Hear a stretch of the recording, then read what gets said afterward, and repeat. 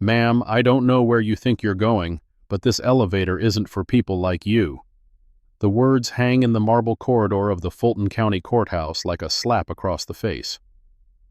Deputy Garnet Boone stands with his hand flat against the brushed steel doors, blocking the entrance marked "Judges Only" in brass letters that have been polished so many times they gleam like gold. The woman in front of him doesn't flinch. She is 54 years old, black, gray threading through natural hair pulled back in a simple twist. No jewelry except a thin watch with a leather band. Her blazer is navy blue, off the rack, the kind you find at department stores during end-of-season sales. Her shoes are sensible flats, worn soft at the heels from years of courthouse hallways. She looks like what Boone assumes she is, a defendant's mother maybe. A social worker, someone who wandered away from the public areas and got confused by the building's labyrinthine layout. She does not look like someone who matters. Boone has worked courthouse security for 11 years. He knows who matters. They wear silk ties and Italian leather. They carry briefcases that cost more than his monthly car payment. They walk with the particular confidence of people who have never been told no by anyone in uniform. This woman carries a small notebook and a pen. I asked you a question. Boone steps closer, using his height. 6'2", 240 pounds of former high school linebacker, gone soft around the middle, but still intimidating when he wants to be. Where do you think you're going? Up. Her voice is calm, pleasant even, like she's discussing the weather. This elevator is restricted. Judicial personnel only. He taps the sign with one thick finger. Georgia Code Section 15-610. You can read, can't you? She glances at the sign, then back at him. Something flickers in her eyes. Not fear, not anger, something else entirely, but it's gone before he can identify it. Is there a public elevator? That way. He jerks his thumb toward the far end of the corridor without looking. Where you should have been in the first place. She nods once, doesn't argue, doesn't protest, just turns and walks in the direction he indicated, her sensible flats making soft sounds against the marble floor. Boone watches her go, already forgetting her face. He has no way of knowing that in 72 hours he will see that face again, on a podium in black robes, taking an oath that will give her authority over every judge in the state of Georgia. He has no way of knowing that the woman he just dismissed as nobody is Justice Hazel Thornton, and she has already memorized his badge number. If you're satisfied, tap that subscribe button and turn on notifications. You won't want to miss what happens when she puts on those robes. 48 hours earlier. The apartment is small by Atlanta standards. One bedroom, galley kitchen, a living room that doubles as a home office. The furniture is practical rather than stylish. A couch bought for comfort, a desk covered in legal pads, bookshelves sagging under the weight of case reporters and constitutional law treatises. Hazel Thornton stands in front of her closet, considering her options. The black robe hangs in a garment bag at the far end, still wrapped in the plastic from the Judicial Supply Company. She ordered it 3 weeks ago, when the confirmation vote came through. Size 8. Traditional cut. The kind that photographs well during swearing-in ceremonies. She doesn't touch it. Instead, she reaches for the navy blazer, the gray slacks, the white blouse with the small coffee stain on the inside of the left cuff that nobody will see. Clothes that say nothing. Clothes that make her invisible in the spaces where she once worked as a legal aid attorney, back when she was 26 and believed the system could be fixed from within. She believed that for a long time. 28 years on the bench, 16 as a Superior Court judge, 12 before that as a public defender, have taught her the system fixes nothing. The system protects itself. Change comes only when someone forces it, document by document, case by case, brick by brick. Her phone buzzes on the nightstand. The caller ID shows a name, Audrey Sinclair. Justice Audrey Sinclair, Georgia Supreme Court. Hazel's mentor since law school. The woman who wrote her recommendation letter. The woman who called at 2 a.m. when the confirmation vote was announced, crying happy tears that Hazel pretended not to hear. You're still coming Friday? Audrey's voice is warm, familiar. The Chief Justice wants to run through the ceremony logistics. I'll be there. Good. The press office is already fielding calls. First black woman on the Georgia Supreme Court in 12 years. They want photos, interviews, the whole production. A pause. You sound tired. I'm fine. Hazel. The warmth shifts to concern. What are you planning? She doesn't answer immediately. Through the window, Atlanta spreads out in the early morning light. Glass towers and construction cranes and the gold dome of the Capitol building catching the first rays of sun. I'm arriving early, she says finally.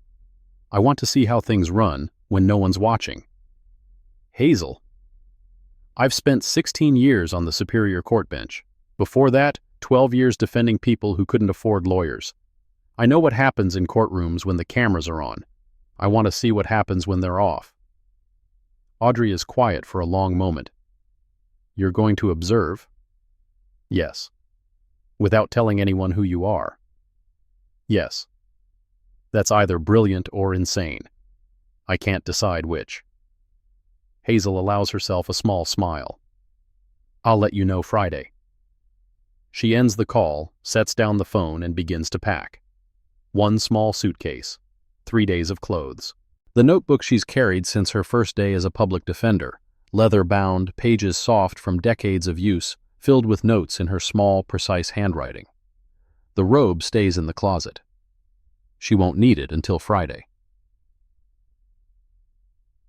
Day 1. 7:43 a.m. The MARTA bus drops her at the corner of Capitol Avenue and Memorial Drive.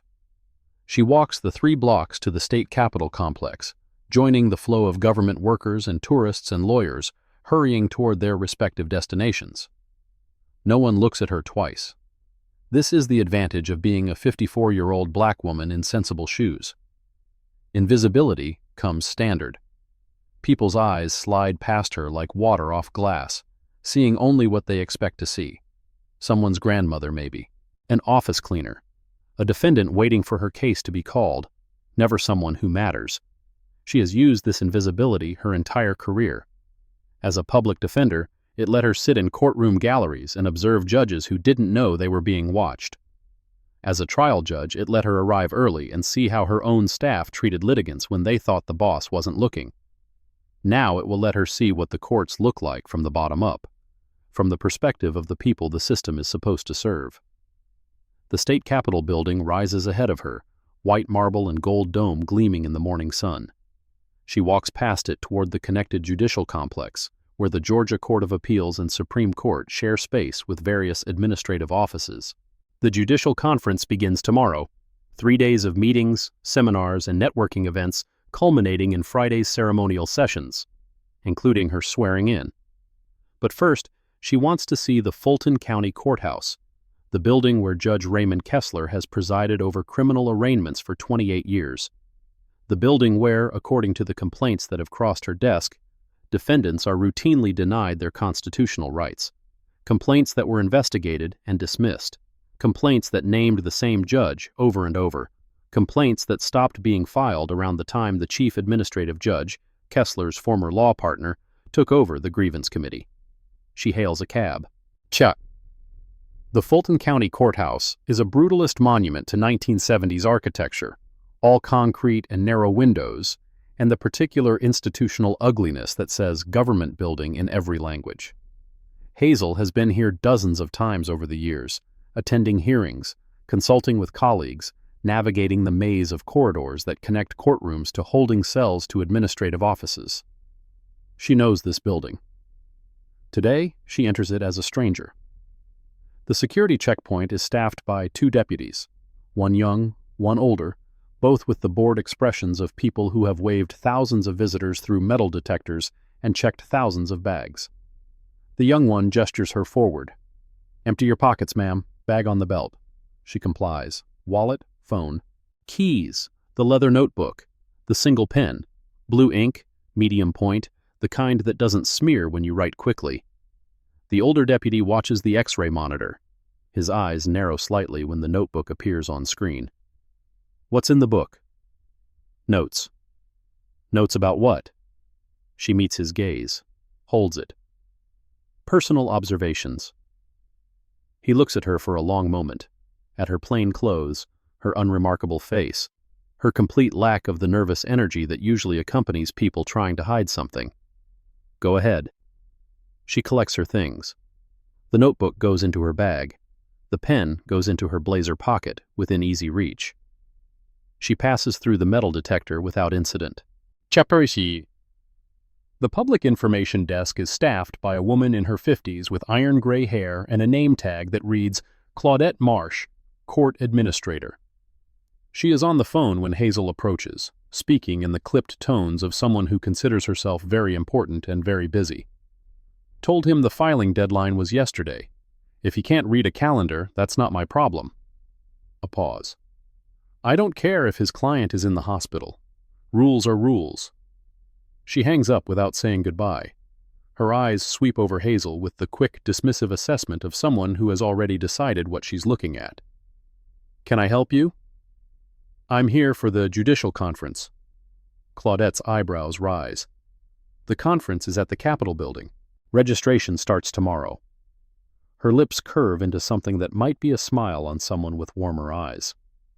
The food stamps orientation is down the hall, second left. You're in the wrong building, honey. The words land like a punch. Hazel feels them in her chest. The casual cruelty, the automatic assumption, the honey that turns a term of endearment into a weapon. She has heard words like this before, many times. She will hear them again. She does not react. I'm early, she says evenly. I wanted to observe some proceedings while I'm in the area. Which courtroom handles criminal arraignments? Claudette's expression shifts from dismissive to suspicious. Why do you want to know? Public proceedings. Public courtrooms. I have a right to observe. Something hardens in the administrator's face. She doesn't like being quoted the law by people who look like they shouldn't know it. Courtroom 3B, third floor. Judge Kessler presides. She leans forward slightly. But I should warn you, Judge Kessler doesn't tolerate disruptions. If you're planning some kind of protest, I'm planning to sit quietly and watch. Claudette's tone makes clear she doesn't believe it. Third floor. Elevators to your left. The public ones. Hazel nods her thanks and walks away. Behind her, she hears Claudette pick up the phone again. Security? This is Claudette at the info desk.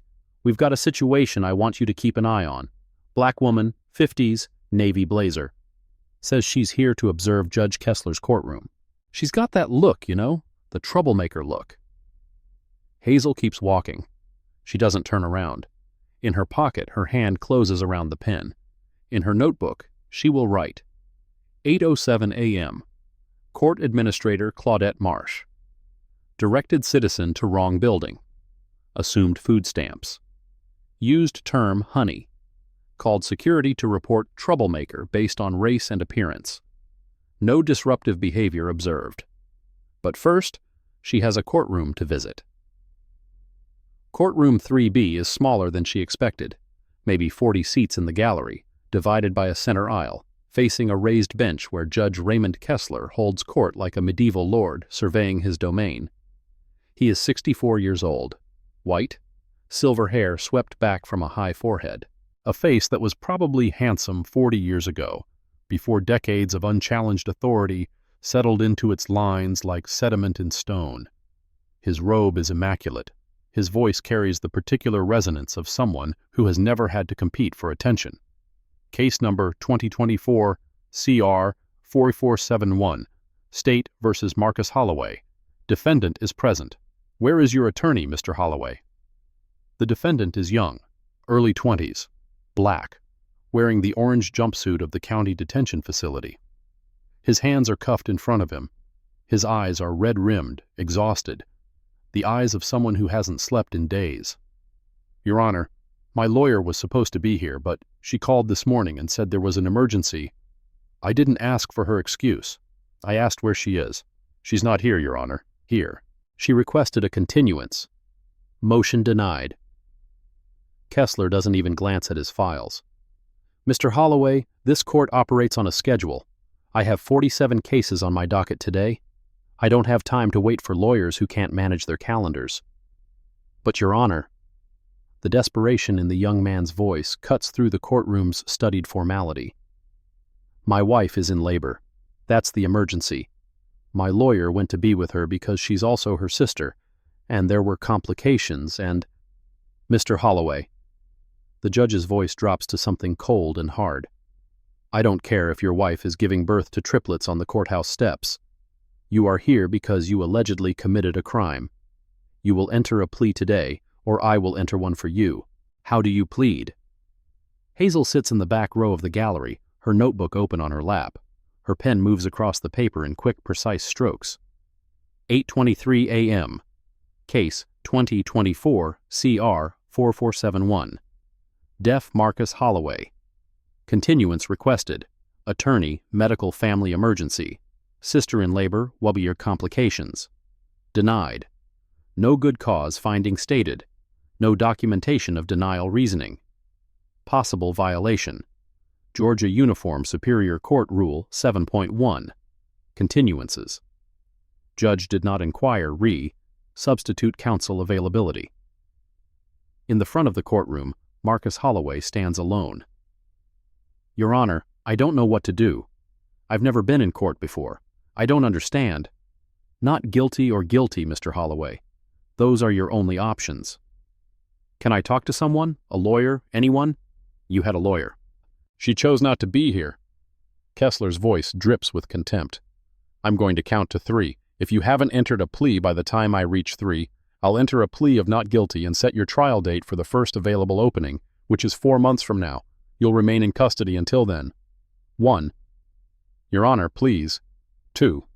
I can't stay in jail for 4 months. I have a job. I have a baby on the way. 3. The defendant has failed to enter a plea. The court enters a plea of not guilty on his behalf. Kessler's gavel comes down like a gunshot. Trial is set for February 14th. Defendant is remanded to custody. Next case. Marcus Holloway is still talking as the bailiff grabs his arm. Please, Your Honor, I was just trying to... But no one is listening anymore. The bailiff hauls him toward the side door. The next defendant is already being brought forward. The machine grinds on. Hazel writes, Deaf not advised of right to counsel. No Sixth Amendment colloquy. No documentation that deaf understood consequences of proceeding pro se. Plea entered by court over deaf objection. Custody continued without bail review. Multiple constitutional violations in single proceeding. Time elapsed, approx 4 minutes. She turns to a fresh page. The morning has just begun. By noon, Hazel has filled 17 pages of notes. 43 cases have appeared before Judge Kessler. Of those, 11 defendants were unrepresented. None of them were advised of their right to counsel in a manner that met constitutional requirements. 7 requested continuances. All 7 were denied without good cause findings. 3 defendants entered guilty pleas without any evidence that they understood the consequences. One woman, elderly, confused, clearly suffering from some form of cognitive impairment, pled guilty to shoplifting after Judge Kessler threatened to hold her in contempt for wasting the court's time with questions about what shoplifting meant. Hazel watched it all. She watched the public defender, a young woman named Calla Winters, who looked like she hadn't slept in a week, try to advocate for her clients against a judge who cut her off mid-sentence and overruled her objections before she finished stating them. She watched the prosecutors smirk at defense counsel's futile efforts. She watched the bailiffs handle defendants like cattle, shoving them forward, yanking them back, using more force than necessary because no one was watching. Except someone was watching. Someone with a notebook and a very good memory. At 12:15, Judge Kessler calls a recess for lunch. The gallery empties. Hazel stays in her seat for a moment, finishing her notes, then closes the notebook and slips it into her bag. When she looks up, Calla Winters is standing in the aisle, looking at her. You've been here all morning. The public defender's voice is tired but curious. Usually people leave after 20 minutes. This isn't exactly entertainment. No, Hazel agrees. It's not. Calla hesitates, then slides into the seat next to her. Up close, she looks even more exhausted, dark circles under her eyes, a coffee stain on her blouse, the particular pallor of someone running on caffeine and determination. "I noticed you taking notes." She glances at Hazel's bag. "Are you a journalist?" "No." "Law student?" "No." Calla waits for elaboration. When none comes, she lets out a small laugh. "Okay, mysterious stranger. What brings you to Judge Kessler's courtroom?" Hazel considers the question, considers how much to reveal. "I'm interested in how the system works," she says finally, "from the inside." That's an interesting way to phrase it. Calla's eyes narrow slightly, not with suspicion exactly, but with the sharpened attention of someone who has learned to notice details. Most people would say they're interested in justice, or fairness, or helping people. Those are all good things to be interested in. But not what you said. "No." Hazel meets her gaze, holds it. "I'm interested in how the system works, what it does, how it treats the people who come through it, whether the rules on paper match the reality in the courtroom." Calla is quiet for a long moment. When she speaks again, her voice has changed, softer, more guarded, but also more honest. "They don't." "I know. Judge Kessler has been on this bench for 28 years. He's never been disciplined, never been reprimanded. He has a 94% conviction rate in bench trials and a 91% guilty plea rate in arraignments. The district loves him because he clears the docket faster than any other judge in the county." "And the defendants?" Calla's laugh is bitter. "Nobody asks about the defendants, ma'am. Nobody cares whether they understood their rights or got adequate representation or had their constitutional protections respected. The only metric that matters is efficiency. Cases closed, dockets cleared, numbers on a spreadsheet." She stands up, gathering her files, a stack at least 6 inches thick, held together with rubber bands and hope. "I have to go. I've got 3 more hearings this afternoon, and I haven't eaten since yesterday." She pauses, looking down at Hazel. "Can I ask you something?" "Of course." "You're not a journalist. You're not a law student. But you sat through 4 hours of arraignments taking notes like your life depended on it." Calla's eyes search her face. "Ma'am, who are you?" Hazel smiles. It's the first genuine smile she's allowed herself all day. Someone who believes in due process. Calla stares at her for another moment. Then she shakes her head and walks away, muttering something under her breath that might be, "Whoever you are, I hope you're taking good notes." Hazel watches her go. Then she opens her notebook to a fresh page and writes, "Public Defender, Calla Winters. Overworked, 47+ cases observed. Attempted advocacy despite hostile bench. Professional demeanor despite circumstances. Potential witness." She underlines the last 2 words. "Yes, you see." If this story is hitting home, smash that like button and share it with someone who needs to hear it. Justice is coming, and you won't want to miss it. The afternoon session begins at 2 p.m. Hazel returns to her seat in the back row of the gallery. Different faces fill the benches now. Families of defendants mostly, wearing the pinched expressions of people waiting to learn whether their loved ones will come home tonight or stay locked in a cell. A woman in the row ahead of her is crying quietly, hands clasped in her lap. Her son is the 3rd case on the afternoon docket. Judge Kessler takes the bench. The bailiff calls the court to order. And then the side door opens, and a man walks in who makes Hazel's pen stop mid-stroke. He is tall, white, early 50s, wearing a suit that cost more than most of the defendants earn in a month. His hair is perfectly styled. His shoes are Italian leather. He walks with the confidence of someone who has never been questioned by security, never been told he's in the wrong building, never had the word honey used against him like a weapon. "Edwin?" Judge Kessler's voice actually warms. "Good to see you. What brings you to my courtroom?" The man, Edwin, smiles as he approaches the bench. It's the smile of old friends, of shared history, of arrangements that don't need to be spoken aloud. Just checking on a few cases, Ray. You know how it is. Ray. First names. Casual conversation in the middle of formal proceedings. Hazel notes it all. Your Honor. Calla Winters rises from the defense table, her voice carefully neutral. If Mr. Rowe is here regarding any of my clients, I should be informed. Relax, Ms. Winters. Kessler waves a dismissive hand. Mr. Rowe is just observing, like your friend in the back row there. Every head in the courtroom turns to look at Hazel. She doesn't react, doesn't flinch, doesn't look away.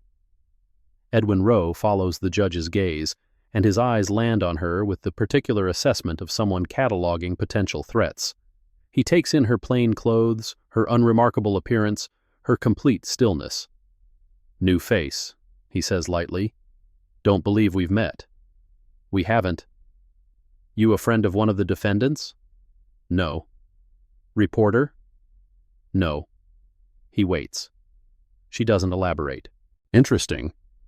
Rowe's smile doesn't change, but something behind it hardens. Well, enjoy the show.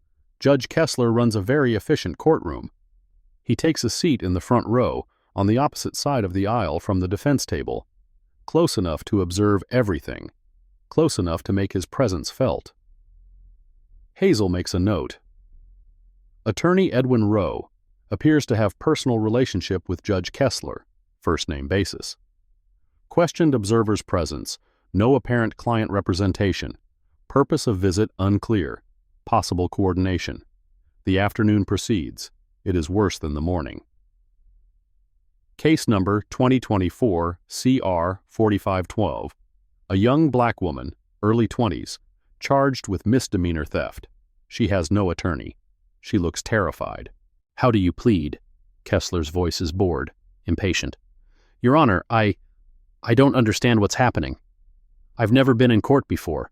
Can someone explain? I asked how you plead, not guilty or guilty. But I didn't do anything. The store camera shows that the other woman put the merchandise in my bag without me knowing. My lawyer was supposed to bring the footage. You don't have a lawyer, Ms. Patterson. I did. I hired one. She said she'd be here. Well, she's not. Kessler's gavel taps impatiently. You can wait for your phantom lawyer in a jail cell for the next 4 months. Or you can plead guilty today and get time served plus probation. Your choice. I'll give you 30 seconds. The woman's face crumbles. But I'm innocent. 25 seconds. This isn't fair. 20 seconds. Hazel is on her feet before she makes the conscious decision to stand. Your Honor? The courtroom goes silent. Every eye turns to her. Kessler's face cycles through surprise, annoyance, and something colder. Who are you? A member of the public, observing a public proceeding. Hazel's voice carries clearly in the sudden quiet. Your Honor, I believe Georgia Code Section 17-7-93 requires the court to advise unrepresented defendants of their right to counsel before accepting a plea. The words hang in the air like a bomb that hasn't yet detonated. Calla Winters' head snaps toward her. Edwin Rowe's smile freezes on his face.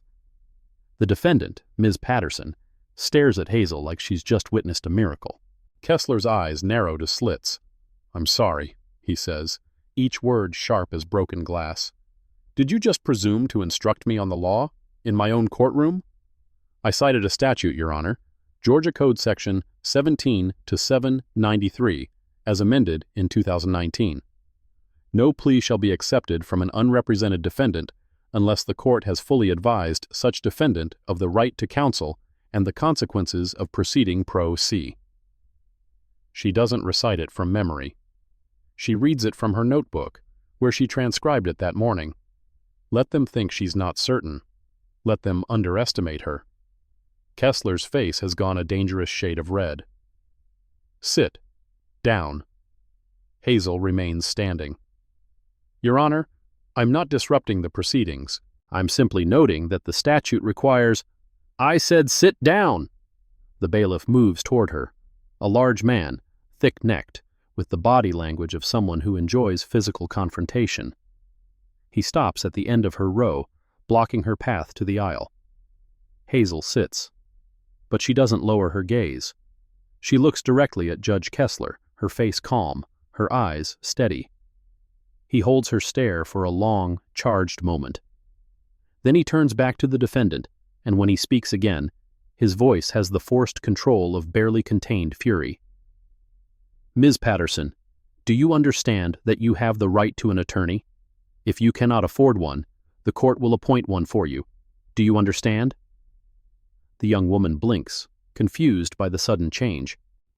Yes. Do you understand that if you plead guilty, you will be admitting to the crime charged and you will have a criminal record? Do you understand? Yes. And you still want to plead guilty? Ms. Patterson hesitates, looks at Hazel, back at the judge. No. I want a lawyer. I want to fight this. Fine. The word is bitten off. Public defender is appointed. Next court date is January 15th. Defendant is released on personal recognizance. The gavel slams down. Next case. Ms. Patterson is led away, still looking shell-shocked. But she's not in jail. She's not pleading guilty to a crime she didn't commit. She has time to find the video evidence that proves her innocence. One small victory. Hazel writes, 2:34 p.m. Case 2024, CR 45-112. Court initially failed to advise defendant of rights. Defendant pressured to plead guilty. Observer intervention prompted belated advisement. Defendant changed plea intent. Appointed counsel. Result: constitutional rights belatedly respected. Note: judge hostile to public observation. When she looks up, Edwin Rowe is staring at her. He is no longer smiling. Chug. The recess comes at 3:15 p.m. Hazel is waiting for it. She needs to use the restroom, needs to stretch her legs, needs a moment away from the suffocating atmosphere of a courtroom where justice goes to die. She gathers her things and heads for the door.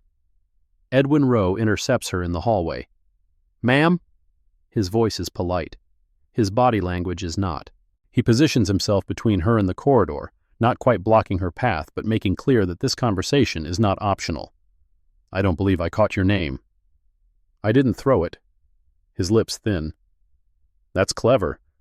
But in this building, we prefer direct answers. My name is Thornton.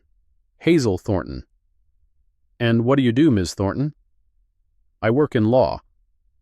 Oh? His eyebrows rise. Mock surprise. Are you an attorney? That's not what I said. Then what exactly is your relationship to the legal profession? Hazel meets his gaze, holds it. I observe it. Rowe's expression shifts. The false politeness drops away, revealing something harder underneath. Let me give you some advice, Ms. Thornton. Free of charge. He steps closer. Close enough that she can smell his cologne, expensive, aggressive, the kind that announces its presence before its wearer does. Judge Kessler has been on this bench for 28 years. He has the respect of every attorney in this county. He has friends in the DA's office, the state bar, the Judicial Appointment Committee. Is that a threat, Mr. Rowe? It's information, which you seem to value, given all those notes you're taking. He glances at her bag. What I'm telling you is that citing statutes in open court, especially when you have no standing to do so, is a good way to make enemies. Powerful enemies. I cited a law that exists. I didn't create it. No, but you cited it wrong. Rowe's smile returns, thin and sharp. Section 17 to 793 only applies to felony arraignments. Misdemeanor proceedings follow different rules. You might want to check your sources before you embarrass yourself again. He turns to walk away. Mr. Rowe. He pauses. The 2019 amendment extended the statute to all criminal proceedings. Hazel's voice is quiet but clear. State v. Morrison, 2021. The Georgia Supreme Court affirmed the broader interpretation. You might want to check your sources before you correct someone who's already done the research. Rowe's back stiffens. For a long moment, he doesn't move, doesn't turn around, just stands there, processing the fact that he's just been outmaneuvered by a woman in a department store blazer. Then he walks away without another word. Hazel watches him go. In her notebook, she writes, 3:18 p.m. Attorney Edwin Rowe. Attempted intimidation courtroom intervention. Cited incorrect law, 17-7-93 pre-amendment. Hostile when corrected. Note, Rowe appears to coordinate with Judge Kessler. Purpose unclear. Further observation warranted. She underlines the last sentence twice. Day 1 ends at 5:47 p.m. The final case has been heard. The gallery has emptied. The bailiffs are locking up the courtroom. Judge Kessler has retreated to his chambers, no doubt complaining to someone about the jailhouse lawyer who interrupted his proceedings. Hazel walks through the courthouse toward the main exit. Her notebook is full. Her pen is nearly out of ink. Her feet ache from sitting on hard wooden benches for 9 hours. But her mind is sharp, focused, already organizing the day's observations into patterns. Pattern 1. Defendants are not being advised of their constitutional rights. Pattern 2. Continuances are denied without good cause findings. Pattern 3. Judge Kessler and Attorney Rowe have a personal relationship that appears to influence proceedings. Pattern 4. Staff members, security, administration, display racial bias in their interactions with the public. 4 patterns. 1 day. 1 courtroom. How many more patterns exist in the building's other courtrooms, in other counties, across the state? The weight of it settles on her shoulders as she pushes through the main doors and steps into the evening air. Miss Thornton. The voice comes from her left. She turns. Tabitha Crane is standing by the stone planters that line the courthouse entrance.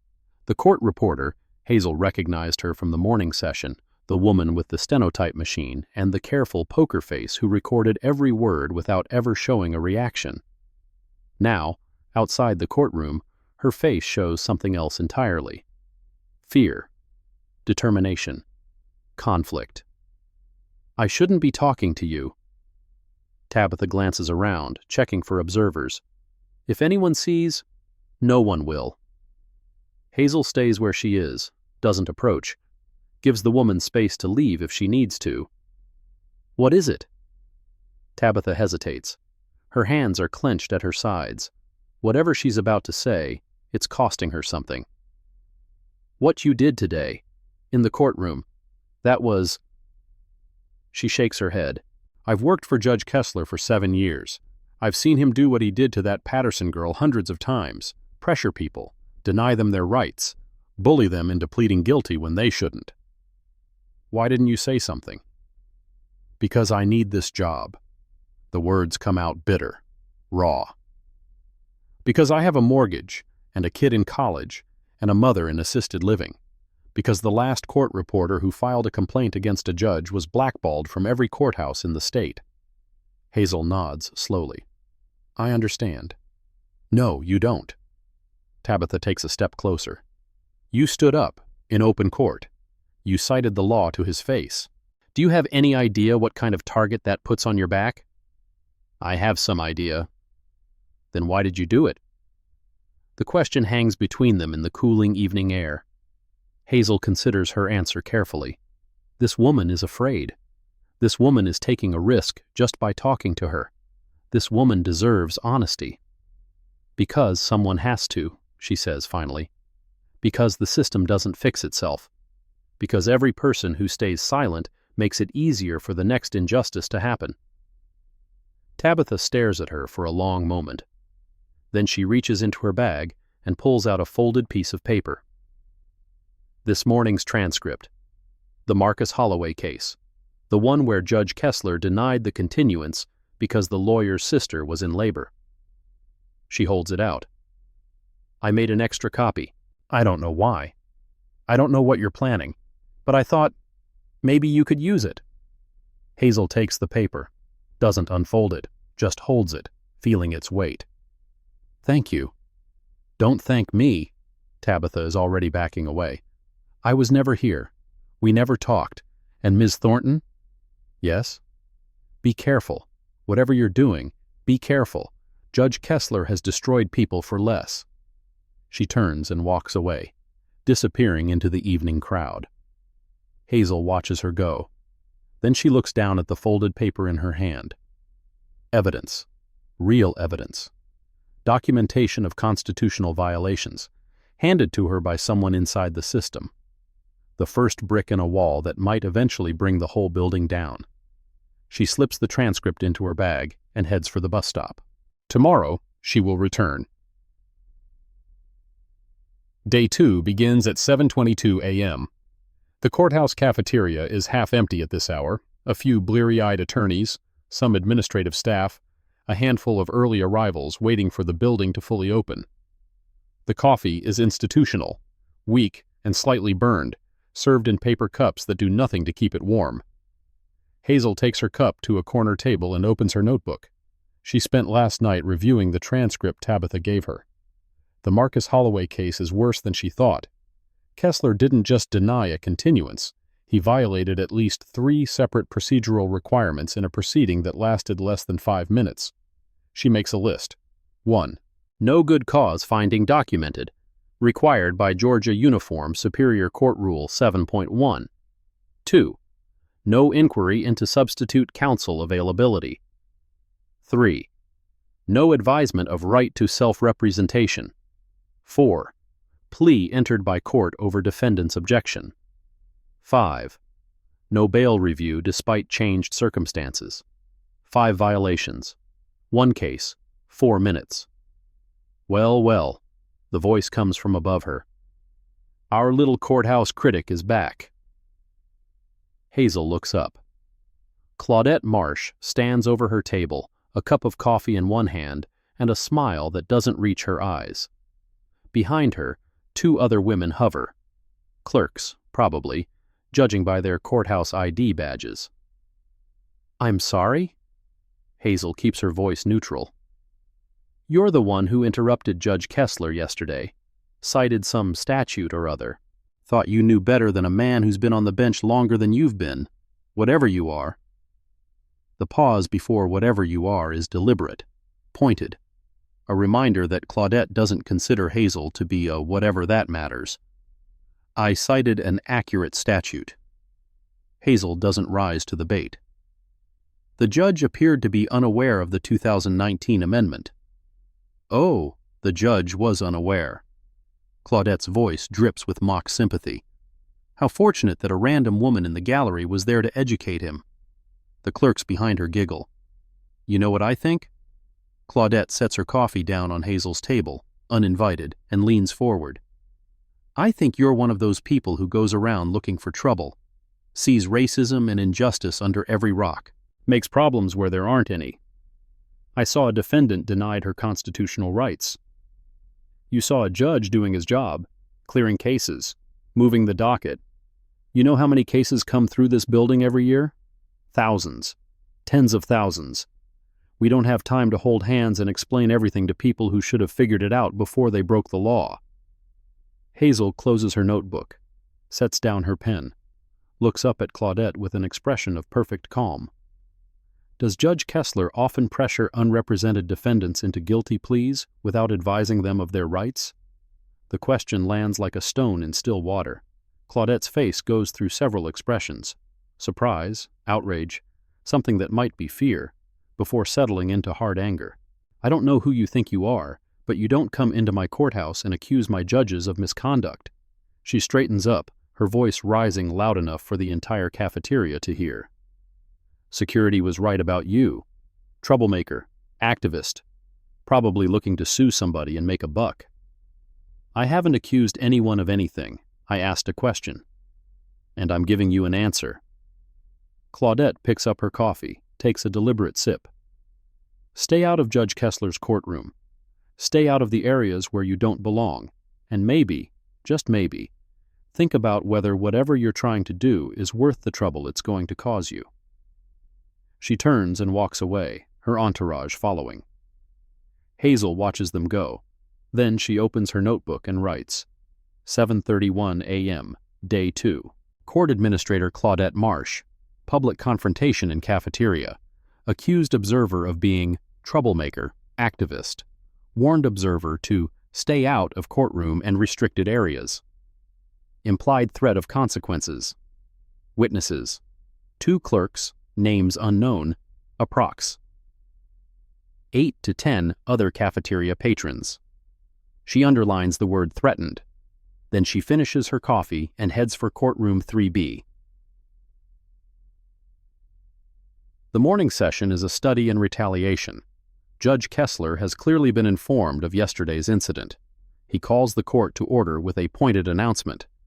I want to remind all observers in the gallery that this is a court of law, not a town hall. Disruptions will not be tolerated. Anyone who speaks out of turn will be held in contempt. His eyes find Hazel in her usual spot in the back row. He holds her gaze for a long, deliberate moment. She doesn't look away. The proceedings begin. They are, if anything, more egregious than yesterday. Defendants are rushed through their arraignments at even greater speed. Continuance requests are denied with open contempt. When a young man asks for clarification about his charges, Kessler snaps. If you don't understand the charges, you should have paid more attention before you committed the crime. Hazel writes, notes every violation, documents every constitutional failure. But she doesn't speak, doesn't interrupt, doesn't give Kessler the excuse he's looking for to have her removed. At 10:45 a.m., the side door opens and Edwin Rowe enters the courtroom. He doesn't take a seat. Instead, he walks directly to the gallery, to the row where Hazel is sitting, and slides into the seat beside her. Miss Thornton. His voice is low, conversational. I did some checking on you last night. She doesn't respond, keeps her eyes on the proceedings. Interesting thing. He continues as if she'd spoken. There's no attorney named Hazel Thornton registered with the Georgia Bar, no paralegal, no law clerk, no one in the legal profession at all as far as I can tell. I told you yesterday, I work in law. I didn't say I was an attorney. So you did. Very careful phrasing. He leans back, crossing his legs, making himself comfortable. The thing is, Ms. Thornton, that kind of careful phrasing usually means someone is hiding something. And in my experience, people who hide things are usually people who have something to lose. Hazel turns to look at him. Are you threatening me, Mr. Rowe? I'm curious about you. He smiles. It doesn't reach his eyes. A woman appears out of nowhere, sits in a courtroom for 9 hours taking notes, cites case law that even some attorneys don't know, and then disappears back into...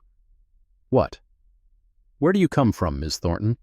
Where do you go when you leave here? That's not your concern. It might be. He glances toward the bench, where Kessler is berating another defendant. Judge Kessler is a friend of mine. Has been for 30 years. When someone upsets my friends, I take an interest. Your friend violated a defendant's constitutional rights. I pointed it out. My friend exercised judicial discretion in a manner consistent with his interpretation of the law. His interpretation was wrong. Rowe's smile hardens. That's a matter of opinion. No. Hazel's voice is quiet but firm. It's a matter of statute, Georgia Code Section 17 to 793, as amended. State v. Morrison, 2021. The law is clear. Your friend ignored it. For a moment, just a moment, something flickers in Rowe's eyes. Uncertainty. Recalculation. Then it's gone, replaced by the same smooth confidence. You know what I think? He leans closer, close enough that she can smell his cologne again. I think you're here to cause trouble. I think you're some kind of activist or investigative reporter, or maybe just someone with a grudge against the system. And I think, Mr. Rowe, the voice comes from the front of the courtroom. Judge Kessler interrupting his own proceedings to address them.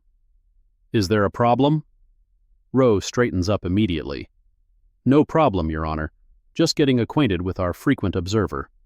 Then perhaps you could get acquainted somewhere else. You're disrupting my courtroom.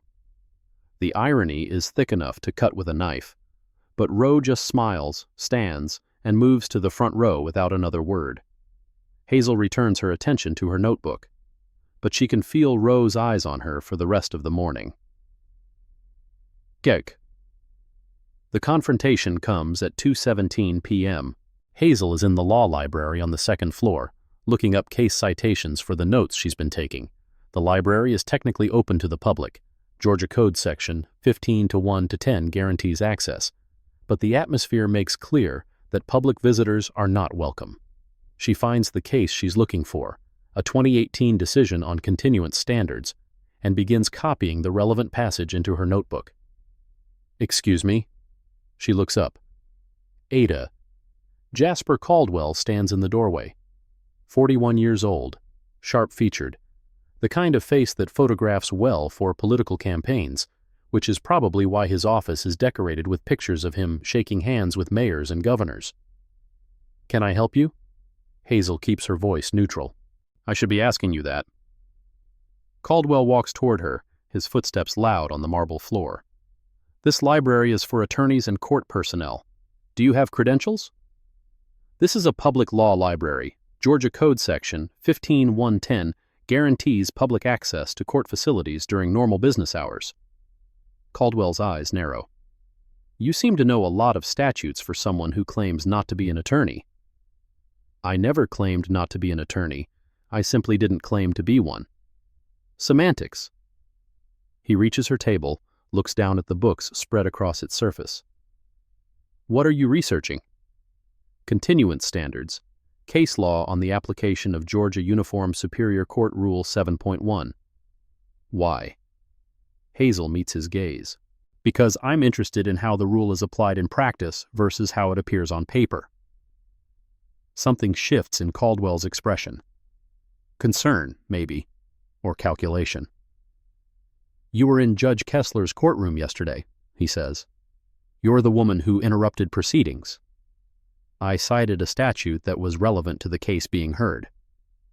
"You interfered with the judicial proceeding." "I spoke during a public session. That's not interference." Caldwell leans forward, placing both hands on the table. His voice drops. "Let me be very clear with you, Ms. He waits. "Thornton." "Ms. Thornton, this courthouse has procedures, protocols, a chain of command. If you have concerns about how proceedings are conducted, there are proper channels to address them." "What channels would those be?" "File a complaint with the Judicial Qualifications Commission. Contact the state bar. Write a letter to the chief administrative judge." "And those complaints would be reviewed by—" Caldwell's jaw tightens. He knows what she's implying. He knows she knows. "Reviewed by the appropriate authorities." "The same authorities who have dismissed every complaint filed against Judge Kessler for the past 15 years? The words hang in the air between them. Caldwell straightens up. His expression goes cold. "I'm going to need to see some identification, Ms. Thornton, and I'm going to need to know exactly what your purpose is in this building." "I'm a member of the public, exercising my right to access public facilities. I don't believe I'm required to justify my presence." "In this building, during active proceedings, with concerns about security—" "What concerns about security? I've been sitting in a public gallery and now I'm reading books in a public library. What exactly am I being accused of?" Caldwell hesitates. She's right, and they both know it. He has no legal basis to demand identification, no grounds to remove her, no authority to do anything except stand there and look intimidating. He reaches for his phone. "Security? This is ADA Caldwell in the law library. I need an officer here immediately." Deputy Garnet Boone arrives 4 minutes later. His face lights up when he sees Hazel. Not with pleasure, with recognition, with vindication. "Well, well." He walks toward her with the particular swagger of someone who's been waiting for this moment. "I told you yesterday, ma'am. Public areas are that way." "This is a public library." "This is a restricted facility during certain hours." He glances at Caldwell. What's the situation? This woman has been observed taking notes on judicial proceedings. She's been researching case law on courtroom procedures. When asked to identify herself, she refused. I didn't refuse. I said I wasn't required to. Boone ignores her. Ma'am, I'm going to need you to gather your things and come with me. Am I being detained? The question stops him. It's the same question she asked yesterday at the elevator. The question that reminds him there are rules he has to follow even when he doesn't want to. You're being asked to leave. On what grounds? On grounds that your presence is disruptive. I've been sitting quietly, reading books. How is that disruptive? Boone's face reddens. His hand moves to his belt, not to his weapon but to his radio. The gesture of someone calling for backup. The gesture of someone who knows he doesn't have the authority to do what he wants to do. Ma'am, I'm not going to ask again. Hazel closes her notebook, gathers her books, stands up slowly, deliberately, giving him no excuse. I'd like a written record of why I'm being asked to leave. You'll get nothing. Georgia Code Section 1568 requires courthouse security to document all removal orders and the grounds for... Boone's hand closes around her arm. The grip is too tight, deliberately too tight. His fingers dig into her bicep, finding the nerve cluster that sends pain shooting down to her elbow. I said, he breathes, leaning close. You're leaving. Hazel doesn't pull away, doesn't struggle, just stands perfectly still, meeting his eyes. You're using physical force against a person who has committed no crime. Her voice is calm, clear, loud enough to carry. I'm noting the time, 2:47 p.m. Boone's grip tightens. For a moment, she thinks he might actually hurt her, really hurt her. She can see it in his eyes, the desire, the justification building in his mind. Then footsteps in the corridor, voices, other people approaching. He releases her arm. Out. Now. She walks. He follows, close enough that she can feel his breath on the back of her neck. Caldwell trails behind, already composing the incident report in his head. They escort her to the side entrance, the one that opens onto the service alley, away from the main lobby and its security cameras. Boone opens the door, gestures. Don't come back. Hazel steps through the doorway, turns to face him. I'll be requesting a copy of the incident report, she says, and the security footage from the library, Georgia Open Records Act, Section 50-1870. Boone's face contorts. He shoves her, not hard enough to knock her down, just hard enough to make her stumble back, out of the doorway, into the alley. Just hard enough to make his point. There is no incident report, he says, and there's no footage in that library. Budget cuts. He smiles. It's not a nice smile. Have a good day, ma'am. The door slams shut. Hazel stands in the alley for a long moment, rubbing her arm where Boone's fingers left marks that will be bruises by tomorrow. Then she takes out her notebook. 2:52 p.m. Removed from Courthouse Library by Deputy Garnet Boone and ADA Jasper Caldwell. Grounds given. Disruptive presence. No disruptive behavior documented. Physical force used. Grabbed arm. Excessive pressure. Additional force. Pushed through doorway. Deputy claimed no incident report will be filed.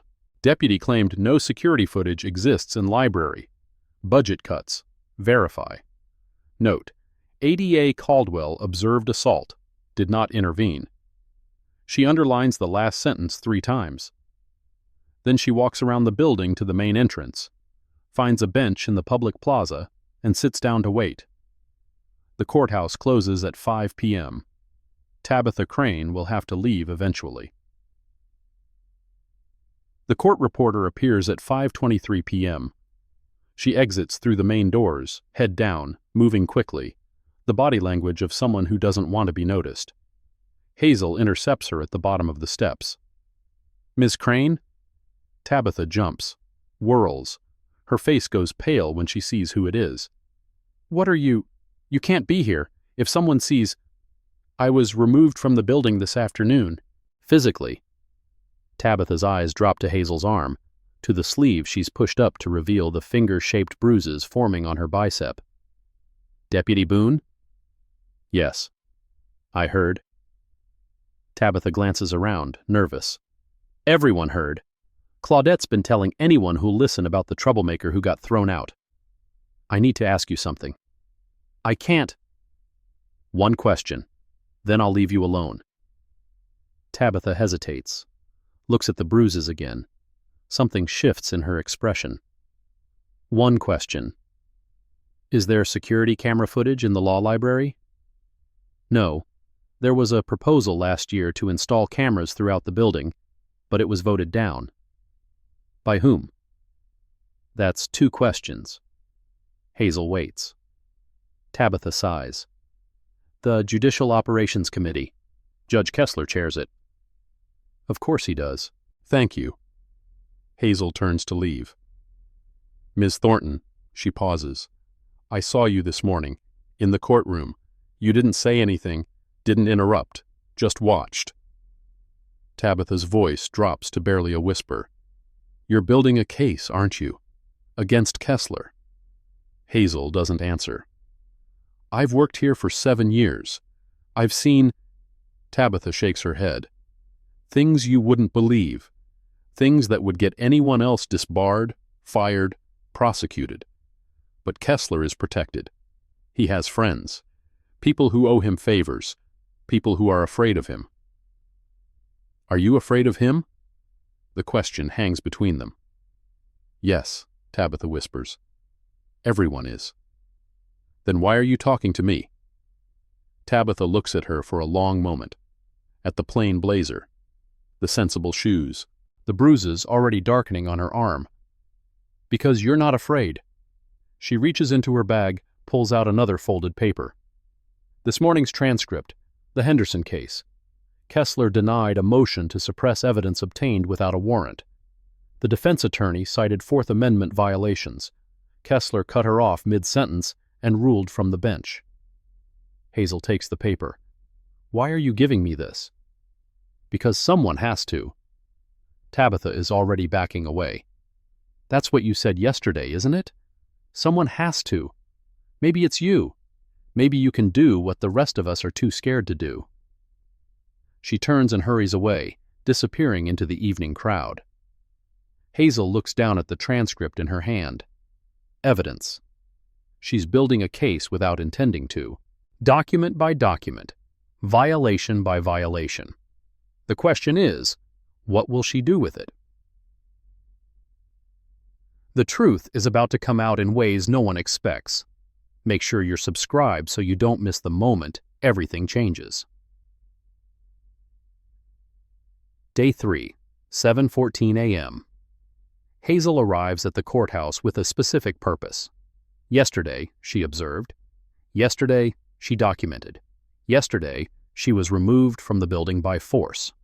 Today, she's going back in. The security checkpoint is staffed by different deputies this morning. Younger, less experienced, following protocol by rote without the personal animosity that colored yesterday's encounters. She passes through the metal detector without incident. The lobby is starting to fill with the morning's first arrivals, attorneys checking docket postings, defendants reporting for hearings, family members searching for information. Hazel moves through them like water through rocks, drawing no attention, leaving no impression. She finds a seat in the gallery of courtroom 3B. Judge Kessler hasn't taken the bench yet. The bailiff is arranging files. The court reporter, Tabitha Crane, is setting up her stenotype machine. She sees Hazel enter. Their eyes meet for a fraction of a second. Then Tabitha looks away, her face neutral, her hands steady on the keys. Calla Winters enters through the side door, arms full of files, looking like she hasn't slept since Hazel last saw her. She pauses when she spots Hazel in her usual seat. For a moment, Hazel thinks the public defender will say something, will acknowledge her presence, will offer some sign of recognition or solidarity, but Calla just nods once, a slight dip of the chin, almost imperceptible, and takes her place at the defense table. The gallery fills. At 8:58 a.m., the side door opens and Deputy Boone enters. His eyes scan the gallery with professional assessment. When they land on Hazel, something flickers across his face. Surprise, anger, something darker. He walks toward her. "Ma'am." His voice is low, controlled, the voice of someone who has rehearsed this moment. "I thought I made it clear yesterday. You're not welcome here." "I'm a member of the public, attending a public proceeding. Georgia Code section." "I don't care what Georgia Code section says." He leans down, close, too close. "I said you're not welcome." "That's not your decision to make, Deputy." Something shifts in his eyes. His hand moves to his belt. "Let me explain something to you," he breathes. "I've worked in this courthouse for 11 years. I know every corner of this building, every camera, every blind spot, every place where things happen that no one sees." The threat is clear, unambiguous. Hazel doesn't flinch. "Is that a threat, Deputy Boone?" "It's information, just like the information I gave you yesterday." He straightens up. "Last chance. Leave now or I remove you." "On what grounds?" "Trespassing." "This is a public building." "Not for you. Not anymore." He reaches for her arm, the same arm he grabbed yesterday, the bruises still visible beneath her sleeve. "Don't touch me." The words are quiet, calm, but something in her tone makes him hesitate. "Deputy Boone?" The voice comes from behind him. "Is there a problem?" They both turn. Calla Winters stands in the aisle, files clutched to her chest, her face showing the particular expression of someone who has just made a decision that might cost her everything. "This doesn't concern you, counselor." "With respect, Deputy, if you're about to physically remove a citizen from a public courtroom, it concerns everyone present." Calla's voice doesn't waver. "Including the 12 people in this gallery who are watching you right now." Boone glances around. She's right. The gallery is full. Dozens of eyes are on them. His jaw tightens. "This isn't over," he says to Hazel, low enough that only she can hear. Then he walks away, taking a position by the side door where he can watch her without being observed. Watching. Calla remains standing for a moment longer. "Ma'am?" Her voice is barely audible. "Whatever you're doing, please do it fast. They're going to find a way to stop you." Then she returns to the defense table, and the bailiff calls, "All rise, the Honorable Judge Raymond Kessler presiding." The morning session begins. 4. The cases proceed with brutal efficiency. Kessler is in fine form, sharp-tongued, impatient, contemptuous of defense counsel and defendants alike. He denies 3 continuances in the first hour. He berates a public defender for wasting the court's time with a motion to suppress. He tells a defendant who asks for clarification that, if you can't understand the charges, that's not the court's problem. Hazel writes, documents, builds her case, brick by brick. At 10:37 a.m., the door opens and ADA Jasper Caldwell enters. He doesn't take a seat. Instead, he walks directly to the bench and whispers something to Judge Kessler. The judge's face changes, hardens, then smooths into something like satisfaction. He looks at Hazel. "We're going to take a brief recess." His voice carries to every corner of the courtroom. "Court will resume in 15 minutes. The gavel falls. Caldwell walks toward Hazel. Behind him, 2 courthouse security officers follow. Ms. Thornton. His voice is pleasant, professional, the voice of someone who believes he's about to win. "I need you to come with me." "Am I being detained?" "You're being invited to a meeting." "With whom?" "With someone who has questions about your presence in this building." Hazel looks at the 2 security officers. Not Boone. These are different men, older, with the impassive faces of people following orders. She could refuse, could demand her rights, could force them to either let her stay or arrest her in front of the entire gallery. But that would end her observation, would turn her into the story instead of a witness to it. She stands. "Lead the way." They take her to a conference room on the 4th floor. The room is nicer than she expected. Leather chairs, a long mahogany table, windows overlooking the city. The kind of room where deals are made, settlements negotiated, futures decided. Edwin Rowe is waiting inside. "Ms. Thornton," he gestures to a chair. "Please, sit." She remains standing. "I prefer to know who I'm meeting with." "You already know me." "I know you're an attorney with a personal relationship to Judge Kessler. What I don't know is why you've taken such an interest in my courthouse visits." Rowe's smile flickers. "Direct.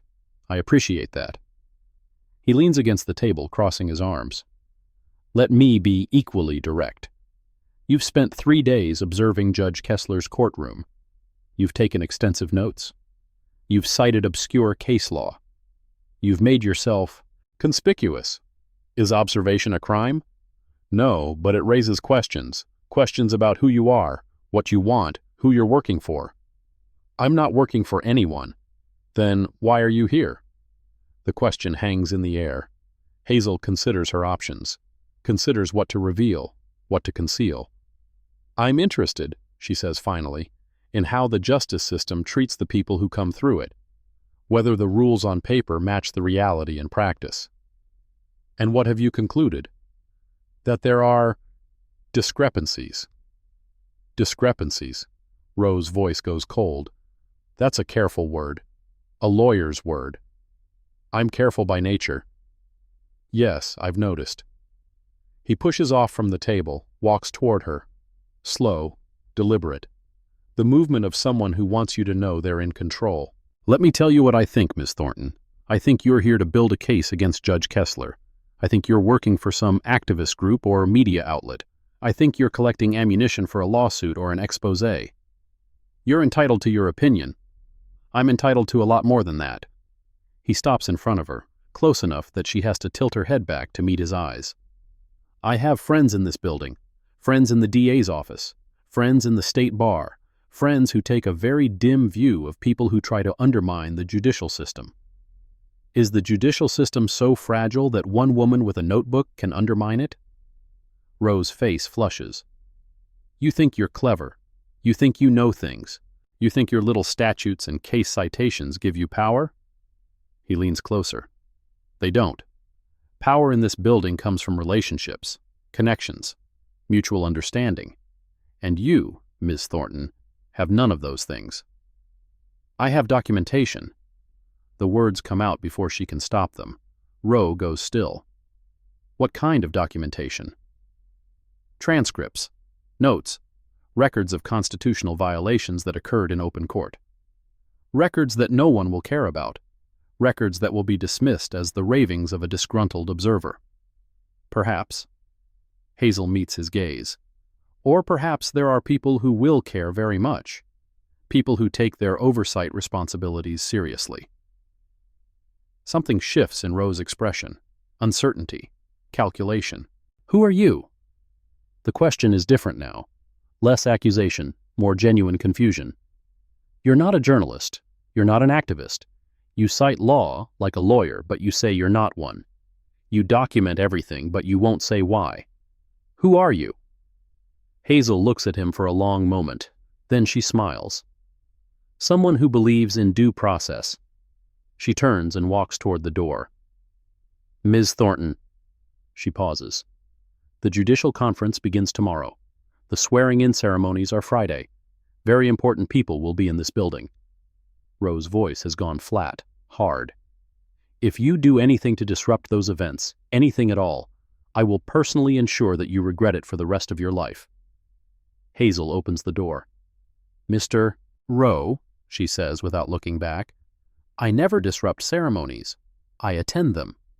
She walks out before he can respond. Oh.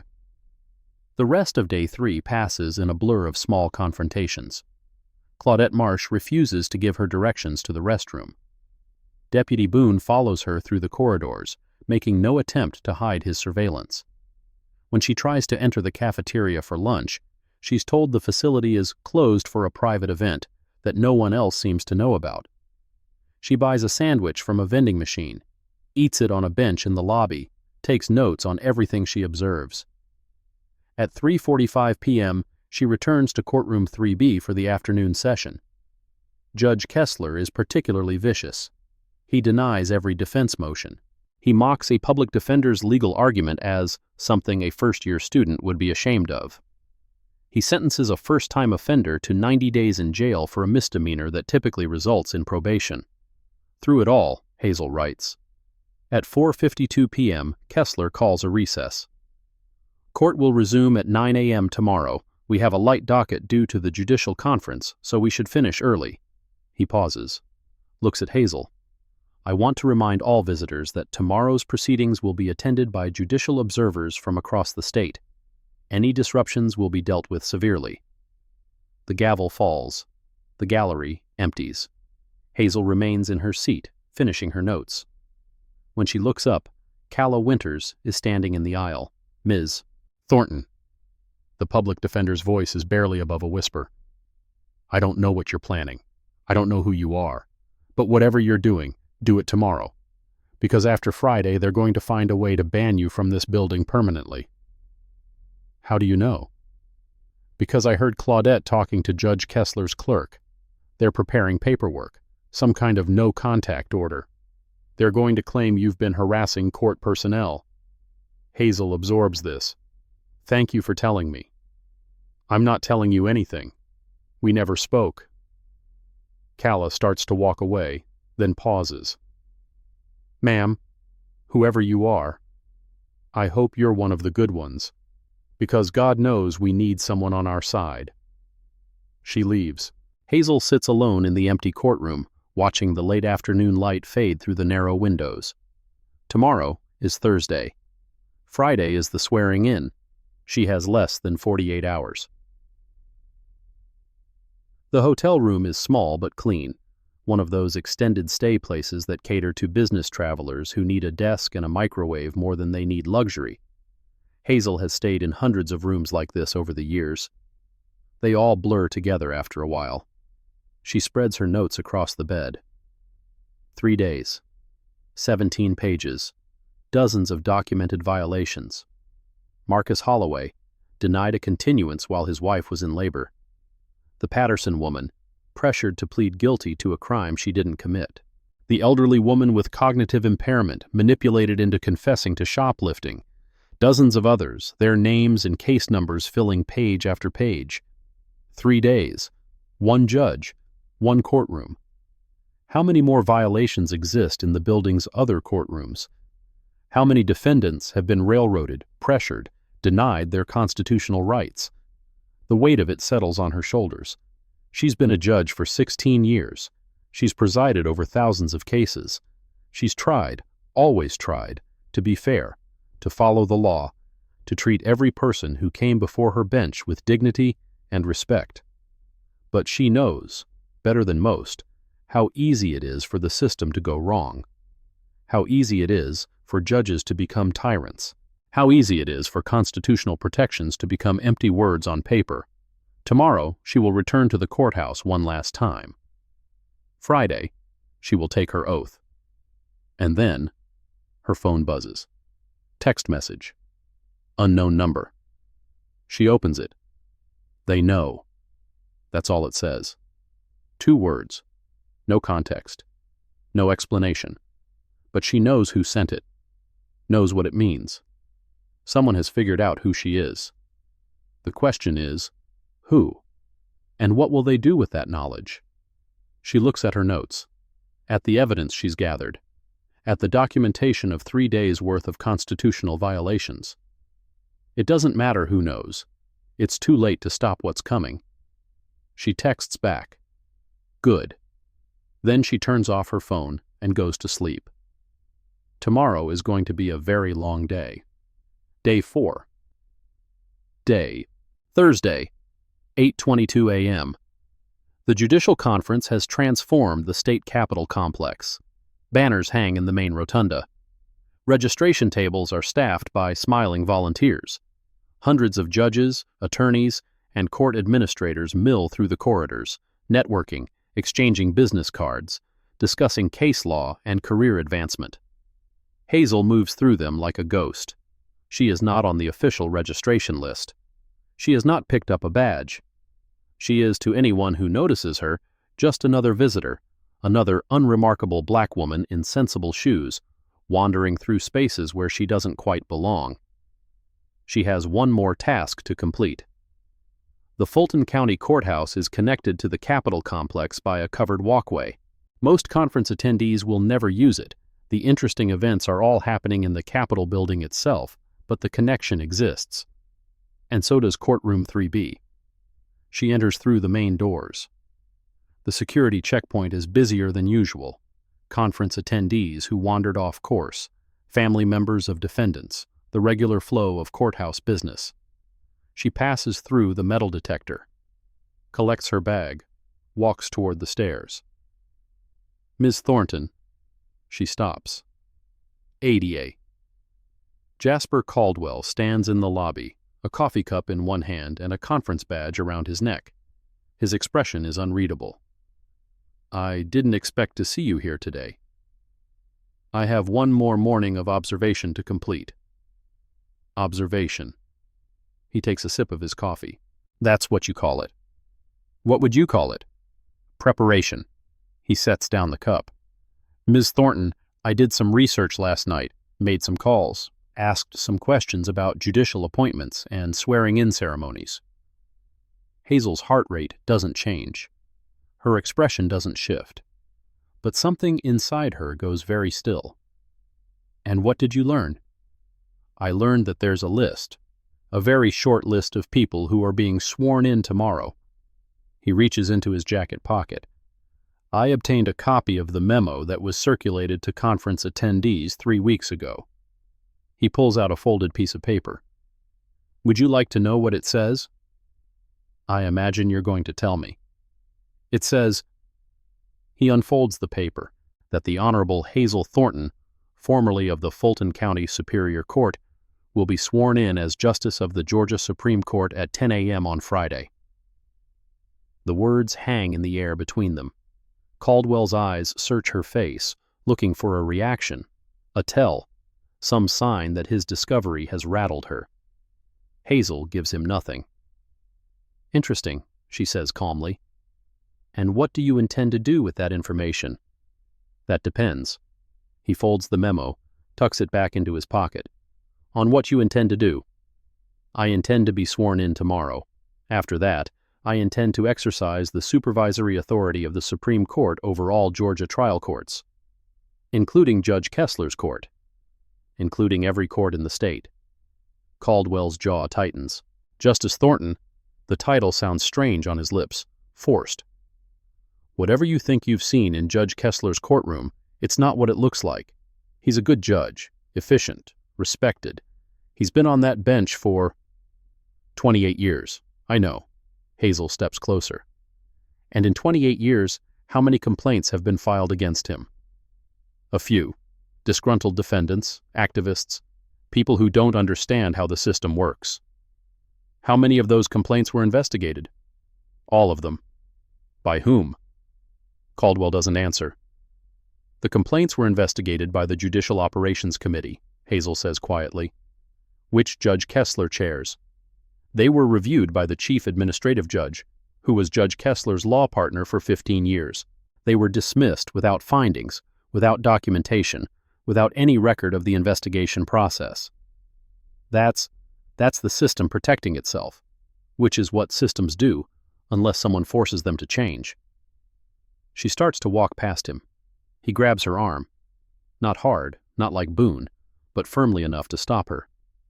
Justice Thornton, please. His voice has changed. The arrogance is gone, replaced by something that might be desperation. Don't do this. Don't use what you've seen to destroy a man's career. I'm not destroying anything, Mr. Caldwell. I'm documenting what already exists. Documentation that could be interpreted in many ways. Then let it be interpreted. That's what judicial review is for. She pulls her arm free. One more thing, she says. The memo you found. How many other people have connected the name on that list to the woman who's been sitting in Judge Kessler's courtroom? Caldwell's face tells her everything she needs to know. No one else knows. I only figured it out because I was looking for reasons to have you removed. I ran your name through. Then let me give you some advice, Mr. Caldwell. Free of charge. She echoes his words from yesterday, deliberately. Keep that memo in your pocket. Don't show it to anyone. Don't tell Judge Kessler or Edwin Rowe or anyone else. Why? Because if you do, you become a witness to what happens next. And witnesses have a way of ending up on the wrong side of history. She walks away before he can respond. Behind her, she hears him standing motionless in the lobby, the memo burning a hole in his pocket. Courtroom 3B is nearly empty. The judicial conference has drawn away most of the regular observers. Only a handful of family members sit in the gallery, waiting for their loved ones' cases to be called. Hazel takes her usual seat in the back row. The bailiff calls the court to order. Judge Raymond Kessler takes the bench. And for the first time in 4 days, his eyes find Hazel immediately. He knows. She can see it in his face. The calculation, the fear, the barely controlled fury. Someone has told him. Caldwell, despite her warning. Or someone else who put the pieces together. It doesn't matter. Before we begin today's proceedings, Kessler says, his voice carrying to every corner of the courtroom, I want to address a matter of courtroom decorum. He pauses, looks at Hazel. It has come to my attention that certain individuals have been attending these proceedings with the apparent intention of documenting alleged improprieties. These individuals have disrupted court business, harassed court personnel, and attempted to interfere with the administration of justice. The words are careful, calculated. He's building a record. Effective immediately, I am ordering that any individual who is not a party to a proceeding, an attorney of record, or a credentialed member of the press, must register with court administration before entering this courtroom. Failure to comply will result in removal and potential citation for contempt. Calla Winters rises from the defense table. Your Honor, with respect, I believe that order may conflict with Georgia Code section. Sit down, Ms. Winters. Kessler's voice is ice. I'm not asking for input. Your Honor, I said sit down. Calla sits. Kessler returns his attention to Hazel. Ma'am, in the back row. You have 30 seconds to register with Deputy Boone or leave this courtroom. Hazel doesn't move. Ma'am, I am addressing you directly. Comply or face contempt. She stands, slowly, deliberately. Every eye in the courtroom is on her. Your Honor, she says, her voice calm and clear, I believe your order violates the constitutional right of public access to judicial proceedings as established in Richmond newspapers versus Virginia and affirmed by the Georgia Supreme Court in State versus Morrison. Kessler's face goes purple. You do not cite law to me in my courtroom. It's not your courtroom, Judge Kessler. It belongs to the people of Georgia. You merely preside over it, temporarily, at their pleasure. The silence that follows is absolute. Kessler's hand moves toward his gavel, toward the bailiff, toward the tools of power he's wielded unchallenged for 28 years. Deputy Boone, remove this woman from my courtroom immediately. Boone moves forward, his face twisted with satisfaction, and then the door at the back of the courtroom opens. That won't be necessary, Judge Kessler. The voice is familiar. Hazel turns. Justice Audrey Sinclair walks through the door. Behind her, Chief Justice Morrison follows, along with 2 other members of the Georgia Supreme Court. Justice Sinclair. Kessler's voice has lost its thunder. I wasn't expecting. No, you weren't. Sinclair walks down the aisle, her robes flowing behind her. But we received some concerning reports about proceedings in this courtroom, reports that warranted immediate attention. She stops beside Hazel. Good morning, Justice Thornton. I trust your observation has been educational. Kessler's face goes white. The color drains from it so completely that for a moment Hazel thinks he might actually faint. His mouth opens, closes, opens again. Justice Thornton? The swearing-in isn't until tomorrow, Sinclair continues, her voice carrying to every corner of the courtroom. But Justice Thornton has been confirmed by the Georgia Senate and cleared by the Judicial Qualifications Commission. She has full authority to observe any proceeding in any court in this state, and based on what she's documented over the past 4 days, I believe the commission will have some questions for you, Judge Kessler. She turns to face the gallery, the families, the attorneys, the court reporter who has been documenting every word. This court is in recess. Judge Kessler, you will report to the Chief Administrative Judge's office immediately. Justice Thornton, please join us in the conference room to debrief. The gavel never falls. Kessler just sits there, frozen, as the implications crash over him like waves. Hazel gathers her notebook, her pen, the documentation of 4 days' worth of constitutional violations. As she walks past the bench, she pauses. Judge Kessler. Her voice is quiet. Only he can hear. You treated me exactly how you treat everyone who looks like me when you think no one with authority is watching. The difference is, I was always watching back. She walks out of the courtroom without looking back. Behind her, Judge Raymond Kessler sits alone on his bench, his 28-year kingdom crumbling around him. The conference room is the same one where Edwin Rowe threatened her yesterday. Now it's filled with Supreme Court justices, court administrators, and, Hazel notes with grim satisfaction, a representative from the Judicial Qualifications Commission. Her notebook sits open on the table, 17 pages, 4 days, dozens of violations. Justice Thornton, Chief Justice Morrison's voice is grave. Walk us through what you observed. She begins. The story doesn't end in that conference room. It ends, or rather continues, 4 months later, in a hearing room at the Judicial Qualifications Commission, where 312 cases of documented due process violations are entered into evidence. Judge Raymond Kessler is suspended with pay pending completion of a judicial education program. Not removed, not disbarred, suspended. Deputy Garnet Boone is terminated for violation of use of force policy. He files an appeal. The appeal is pending. ADA Jasper Caldwell is under investigation by the state bar for failure to report known misconduct. The investigation is ongoing. Court Administrator Claudette Marsh is placed on administrative leave pending HR review. The review has been ongoing for 4 months. No conclusion is expected soon. Attorney Edwin Rowe resigned from his position and left the state. No forwarding address, no explanation. The system protects itself. But cracks have appeared in the walls. 6 months after the swearing-in, Hazel sits in her chambers at the Georgia Supreme Court. The room is quiet. The case files are stacked neatly on her desk. Through the window, Atlanta spreads out in the evening light, the same city she's served for 30 years, in one capacity or another. Her phone buzzes. Text from Tabitha Crane, now a key witness in the ongoing investigation.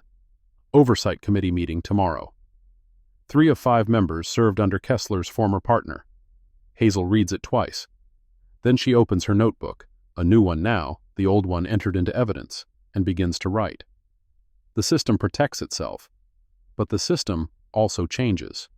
Slowly, painfully, through the accumulated weight of documentation that can't be denied, through pressure that won't relent, through people who refuse to quit, through someone who stands up and says, "This is wrong, and I'm going to prove it."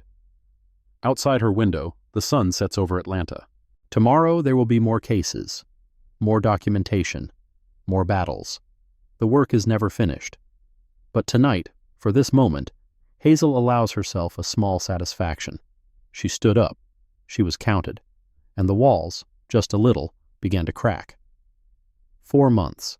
That's how long it takes for the machinery of accountability to grind into motion.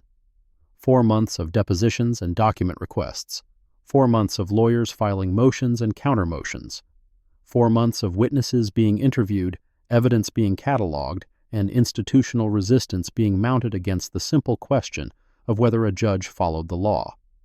Hazel Thornton has spent those 4 months doing 2 jobs. The first is the one she was sworn in to do, reviewing appeals, writing opinions, participating in the work of the Georgia Supreme Court. Cases come across her desk in an endless stream. She reads briefs, researches precedents, argues with her colleagues about interpretations of law that will affect thousands of lives. The second job is harder. She cannot participate in the investigation of Judge Raymond Kessler, cannot review evidence, cannot interview witnesses, cannot do anything that might compromise the proceedings or give defense counsel grounds for appeal. She is, in the eyes of the law, a victim, a witness, someone whose testimony will be weighed against the testimony of others. So she waits. And while she waits, she watches the system do what systems do, protect itself. Chapter. The first sign of trouble comes 3 weeks after the swearing-in. Hazel is in her chambers, reviewing a Fourth Amendment case, when her clerk knocks on the door. "Justice Thornton, you have a visitor." She looks up. "I don't have any appointments." She says it's urgent. Her name is Tabitha Crane. Hazel sets down her pen. "Send her in." Tabitha looks worse than the last time Hazel saw her. Dark circles under her eyes. Hands that won't stop moving. The particular pallor of someone who hasn't been sleeping well. "Justice Thornton." Her voice is barely above a whisper. "I shouldn't be here. If anyone finds out..." "Sit down." Hazel gestures to the chair across from her desk. "Tell me what's wrong." Tabitha sits, doesn't speak for a long moment. When she finally does, the words come out in a rush. "They're destroying evidence. The transcripts I gave you. There are others, hundreds of others, cases where Kessler violated procedures, denied rights, pressured defendants. I've been documenting them for years, keeping copies, hiding them." "Where?" "In a storage unit, off-site. I didn't trust the courthouse servers. Too many people have access." She pulls a flash drive from her pocket. "I made copies of everything. 7 years of transcripts, hundreds of cases, patterns you wouldn't believe." Hazel doesn't reach for the drive. "Tabitha, I can't take that." "What? Why?" "Because I'm a witness in this case. If I accept evidence directly from another witness, outside the official channels, the defense will argue the entire investigation is tainted." She keeps her voice gentle, understands the desperation behind Tabitha's actions. "You need to give that to the Judicial Qualifications Commission, directly, with a chain of custody documented." Tabitha's face crumples. "I tried. I called them last week, set up an appointment, but when I got there, the investigator said they already had all the relevant transcripts, said they didn't need any more documentation." Something cold settles in Hazel's stomach. "Who was the investigator?" "A man named Porter, Gerald Porter." The name is familiar. Hazel pulls up the JQC's organizational chart on her computer, scrolls through the names. Gerald Porter, senior investigator, appointed to the commission in 2019, recommended by the chief administrative judge, the same chief administrative judge who was Raymond Kessler's law partner for 15 years. "Tabitha." Hazel's voice is very calm, very controlled. "I want you to listen to me carefully. Do not give that flash drive to Gerald Porter. Do not give it to anyone at the JQC until I tell you it's safe." "But there's a process, a proper process. I'm going to make some calls. Find someone at the commission who isn't compromised." Tabitha stares at her. "You think they're covering it up, the investigation?" "I think the system protects itself, and I think we need to be very careful about who we trust." The next 3 weeks are a delicate dance. Hazel cannot investigate, cannot gather evidence, cannot do anything that might be seen as interfering with the proceedings against Kessler. But she can make phone calls, can ask questions, can use the relationships she's built over 30 years in the Georgia legal community to find out who at the JQC can be trusted and who cannot. The answer is troubling. Gerald Porter is not the only problem. The commission's 5-member board includes 2 judges who served under Kessler's former law partner. A third member, a retired prosecutor, has received campaign contributions from the same donors who funded Kessler's judicial races. 3 of 5. Enough to control outcomes, enough to ensure that any investigation reaches the conclusions they want it to reach. Hazel documents everything: names, connections, patterns of association that suggest coordination rather than coincidence. She cannot use this information directly, but she can make sure it reaches people who can. A call to the State Bar's Ethics Division, a quiet conversation with a reporter at the Atlanta Journal-Constitution, a meeting with the Georgia Attorney General's office that is officially about general concerns regarding judicial oversight. The wheels begin to turn, slowly, painfully, the way they always turn when power is challenged. If you're invested in seeing justice served, hit that subscribe button. The hearing is about to begin, and you won't believe what comes out. 6 weeks after the swearing-in, the first crack appears in the wall. The governor announces the appointment of 2 new members to the Judicial Qualifications Commission. Both are former federal prosecutors. Both have reputations for independence. The official explanation is routine turnover. The unofficial explanation, whispered in courthouse hallways and legal conference rooms, is that someone very powerful made some very pointed suggestions about the importance of impartial oversight. Hazel reads the announcement in the morning paper, allows herself a small smile. Then she goes back to work. 8 weeks after the swearing-in, the Atlanta Journal-Constitution publishes a story. The headline reads, "Fulton County Judge Faces Expanded Investigation. Sources Cite Pattern of Constitutional Violations." The story names no sources, quotes, no specific witnesses. But it lays out, in devastating detail, the scope of what investigators have found. Hundreds of cases where defendants were denied their rights, where continuances were improperly denied, where the constitutional protections that are supposed to shield the accused from governmental overreach were treated as optional suggestions. The story also mentions, almost in passing, that the investigation has expanded beyond Judge Kessler himself. Sources familiar with the inquiry say investigators are now examining whether court administrators and prosecutors were aware of the alleged violations and failed to report them as required by Georgia law. Court administrators, prosecutors. Hazel reads those words and thinks of Claudette Marsh, of Jasper Caldwell, of Edwin Rowe, who has not been seen in the building since the day of the swearing-in.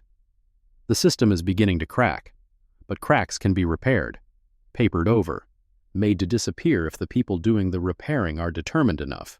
She needs more.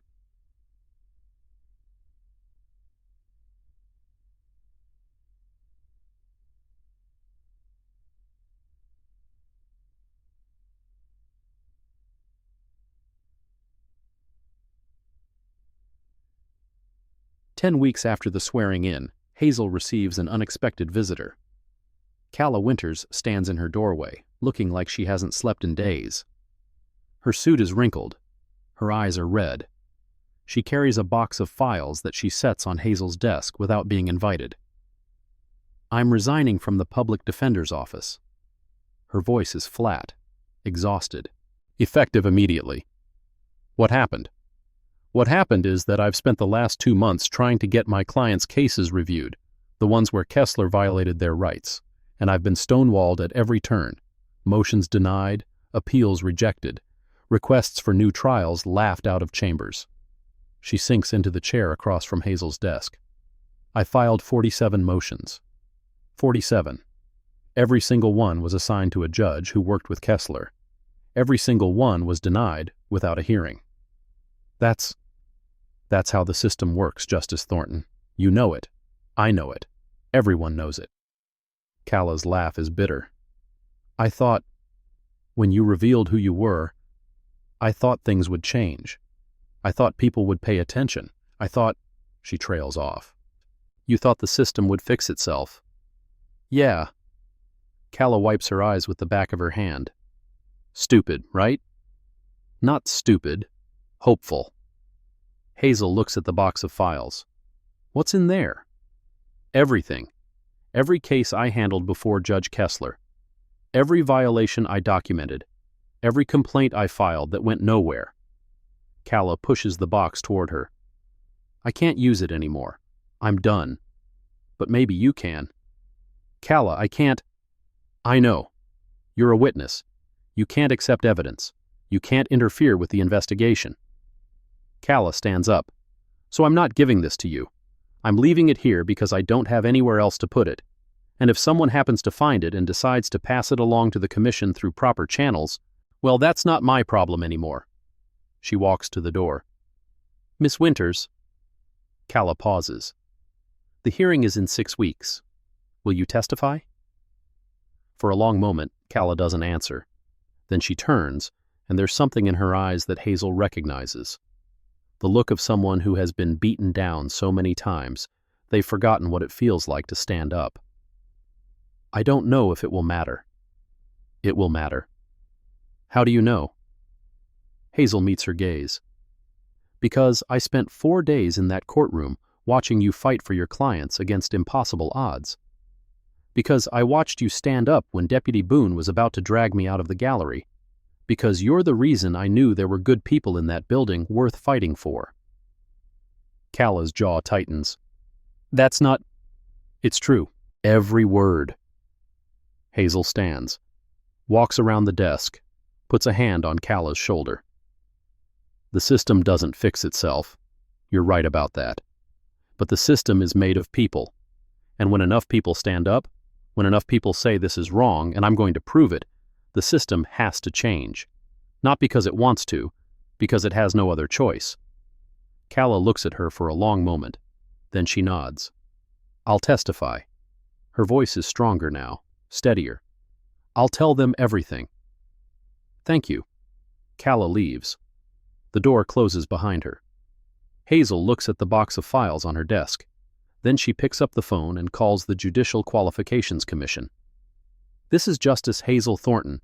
I have some materials that need to be collected from my office. I believe they may be relevant to an ongoing investigation. 12 weeks after the swearing-in, the story breaks wide open. The catalyst is not a legal filing or a newspaper article. It's a single document, an email recovered from courthouse servers during a routine audit that was supposed to have been deleted 18 months ago. The email is from an address that has been redacted. The recipient is Judge Raymond Kessler. The subject line reads, Docket Management. Most of the body is blacked out, but one line is visible. Ensure compliance statistics remain favorable for the Chief Judge's annual review. Chief Judge, not Kessler. Someone above him. Someone with authority over the entire district's operations. The email is leaked to the press 3 days after it's discovered. The source is never identified.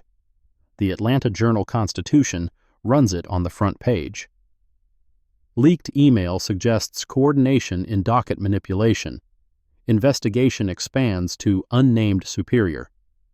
The story quotes sources within the investigation as saying that the email is part of a larger pattern, a coordinated effort to manipulate case outcomes across multiple courtrooms, possibly extending over several years.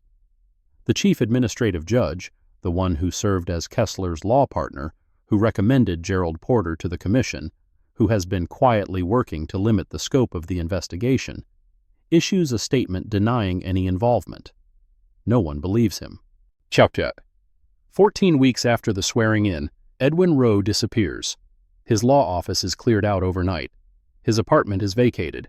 His car is found at Hartsfield-Jackson Airport, parked in long-term storage with no record of where he went. The Georgia Bar begins proceedings to suspend his license in absentia. The JQC adds his name to its list of subjects. Federal marshals are contacted about possible flight risk. None of it matters. Rowe is gone. And with him, whatever he knew about the arrangement between himself and Kessler, about the cases they coordinated, the outcomes they predetermined, the justice they denied. Hazel reads the report of his disappearance with a cold knot in her stomach. Rowe was a coward, a collaborator, a man who traded favors with a corrupt judge for profit and advancement. But he was also a witness, a potential source of information about how deep the rot went, about who else was involved. Now that witness is gone, the system protects itself, sometimes by destroying evidence, sometimes by destroying people. 16 weeks after the swearing in, the hearing begins. The room is not what Hazel expected. She has been imagining something grand, a courtroom perhaps, or a legislative chamber, somewhere with marble columns and high ceilings, and the weight of history pressing down on the proceedings. Instead, the Judicial Qualifications Commission meets in a conference room on the 4th floor of an office building in downtown Atlanta. Fluorescent lights, drop ceiling, drop, a long table where the 5 commissioners sit, facing a witness chair and a gallery of observers. The gallery is packed: reporters, attorneys, court administrators from across the state, family members of defendants whose cases are part of the investigation. And in the front row, sitting very still with her hands folded in her lap, Hazel Thornton. She is not testifying today. Her testimony is scheduled for tomorrow. Today she is here to watch, to observe, to see how the system responds when it is forced to account for its failures. The lead commissioner, a former federal judge named Eleanor Vance, one of the governor's recent appointees, calls the hearing to order. We are convened to consider the matter of Judicial Qualifications Commission case number JQC 2024-00087 in re-Judge Raymond Kessler. The Commission has received complaints alleging multiple violations of the Georgia Code of Judicial Conduct, including failure to ensure defendants' rights, improper denial of continuances, and conduct prejudicial to the administration of justice. She looks up from her notes. Judge Kessler, you are present with counsel? At the respondent's table, Raymond Kessler sits between 2 attorneys in expensive suits. He looks smaller than Hazel remembers. Diminished. The arrogance that filled his courtroom has been replaced by something else, not quite fear, but something close to it. We are, Commissioner. His lead attorney, a silver-haired man named Harrison Webb, rises to speak, and we intend to demonstrate that the allegations against Judge Kessler are the product of misunderstanding, selective documentation, and the coordinated efforts of individuals with personal grievances against the court. You'll have the opportunity to present your case, Mr. Webb, but first, we will hear from the Commission's witnesses. Vance turns to the investigator's table. Ms. Chen, please call your first witness. The investigator, a young woman who replaced Gerald Porter after his abrupt resignation 2 weeks ago, stands. The Commission calls Tabitha Crane. Tabitha walks to the witness chair like someone approaching an execution. Her hands are shaking. Her face is pale. She looks at the gallery, at the reporters with their notebooks, at Kessler with his attorneys, at Hazel in the front row, and for a moment Hazel thinks she might bolt. Then she sits down, folds her hands in her lap, raises her chin, and begins to speak. My name is Tabitha Crane. I've been a court reporter in Fulton County Superior Court for 7 years. For the last 5 of those years, I worked in Judge Kessler's courtroom. The investigator, Ms. Chen, guides her through preliminary questions. Employment history, training, duties. Then the questions get harder. Ms. Crane, in your time working in Judge Kessler's courtroom, did you observe any conduct that concerned you? Tabitha's jaw tightens. Yes. Can you describe that conduct? Where do I start? The words come out with a bitter edge. Defendants who weren't advised of their rights. Continuances denied without good cause. Guilty pleas accepted from people who clearly didn't understand what they were agreeing to. How often did you observe this conduct? Every day. Tabitha's voice cracks. She clears her throat. Every single day, for 5 years. A murmur runs through the gallery. And did you document this conduct? Yes, I kept copies of transcripts, made notes of specific incidents, tried to create a record of what was happening. Why? The question hangs in the air. Tabitha looks at her hands, at the commissioners, at Hazel. Because someone had to, she says finally. Because I knew that if I didn't document it, no one would. And because I kept hoping, every day for 5 years, That someone would come along who could actually do something about it. She pauses. And then someone did. The cross-examination is brutal. Harrison Webb approaches the witness stand with the particular smile of a defense attorney who has found a weak point and intends to exploit it. Ms. Crane, you testified that you documented Judge Kessler's conduct because you were concerned about constitutional violations. Is that correct? Yes. And yet you continued to work in his courtroom for 5 years. You didn't report your concerns to anyone. You didn't file complaints with the bar or the commission. You just kept notes. I was afraid. Afraid of what? Afraid of losing my job. Afraid of being blackballed. Afraid of what would happen to me if I spoke up. Webb's smile widens. So, your testimony today is that you witnessed constitutional violations every single day for 5 years, but you did nothing about it because you were afraid for your career. That's not... Ms. Crane, isn't it true that you were passed over for promotion in 2022? The question lands like a punch. Yes, but that's not... And isn't it true that you filed a grievance about that promotion decision, claiming discrimination? That grievance was withdrawn after Judge Kessler intervened on your behalf and ensured you received a raise. Isn't that also true? Tabitha's face has gone red. He didn't intervene. Ms. Crane, isn't this entire testimony simply an act of revenge against a judge who, despite helping you professionally, you believe wronged you in some way? No. Tabitha's voice is shaking now. No, that's not what this is.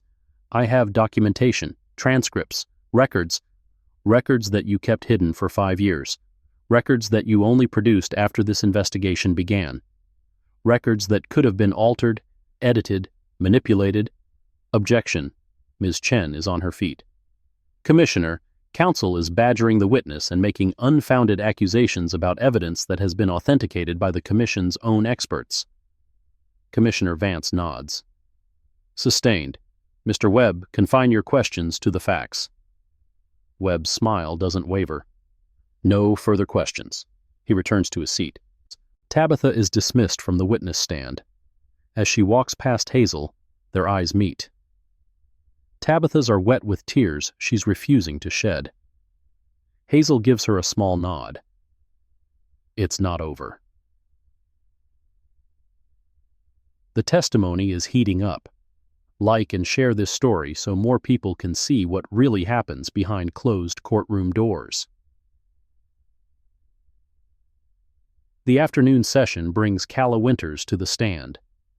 She looks different than she did the last time Hazel saw her. Steadier, calmer. The exhaustion is still there, but it's overlaid now with something else. Determination, maybe. Or the particular clarity that comes from having nothing left to lose.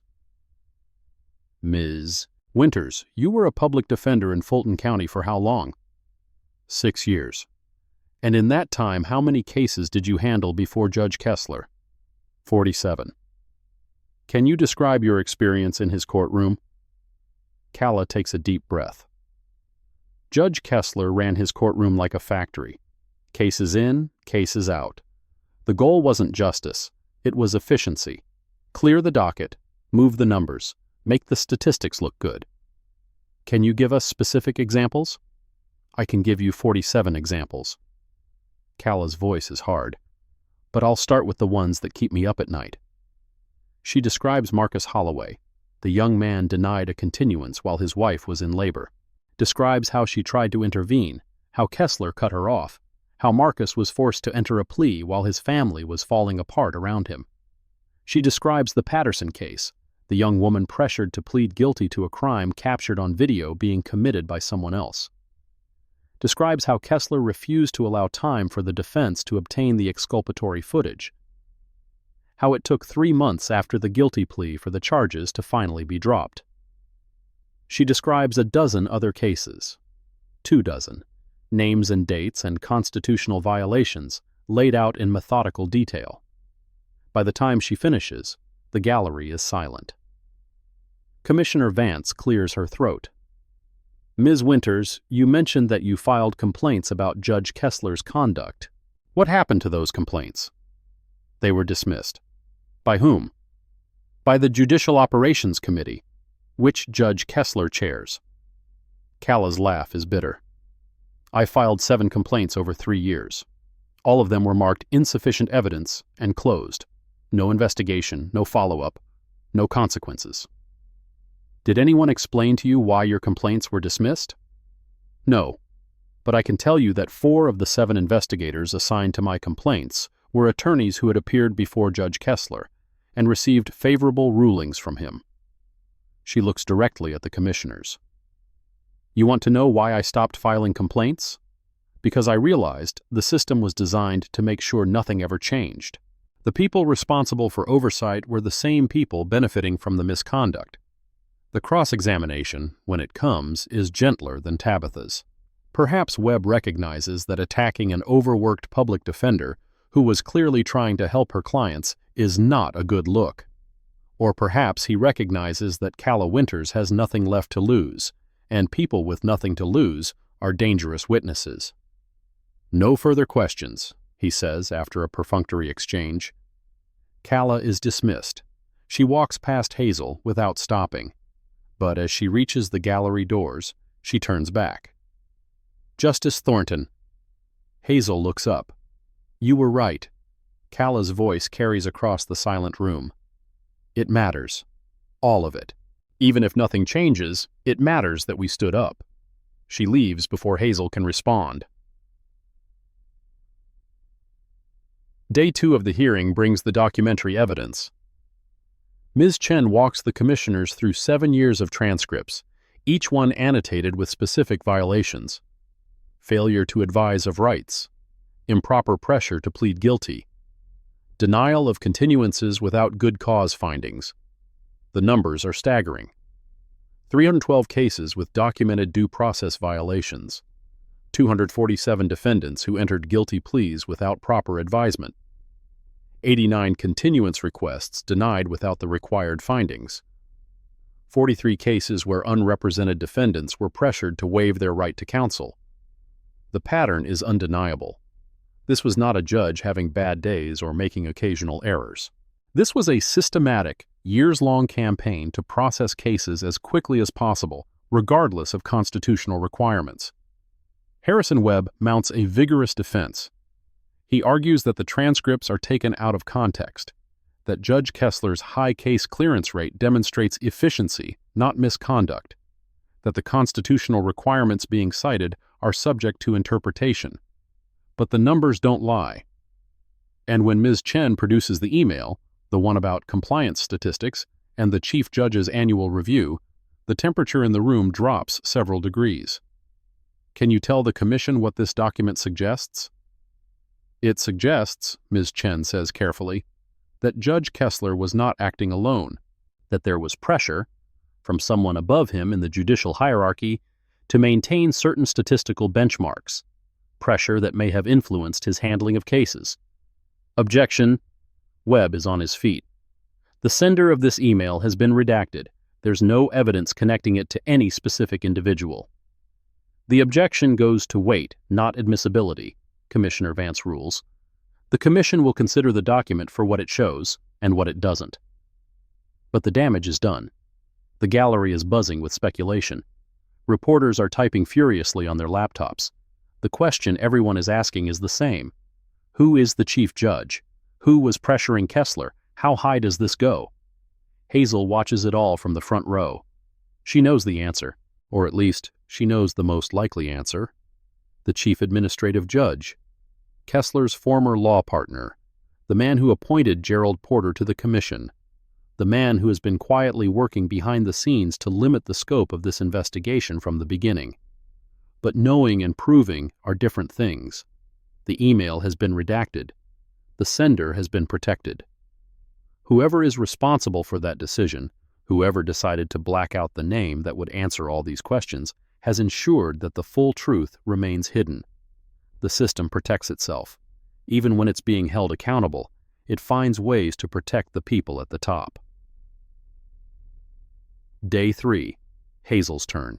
She takes the witness stand with the particular calm of someone who has spent 30 years in courtrooms. The gallery is even more packed than before. Word has spread that the Supreme Court Justice who started this investigation will finally tell her story.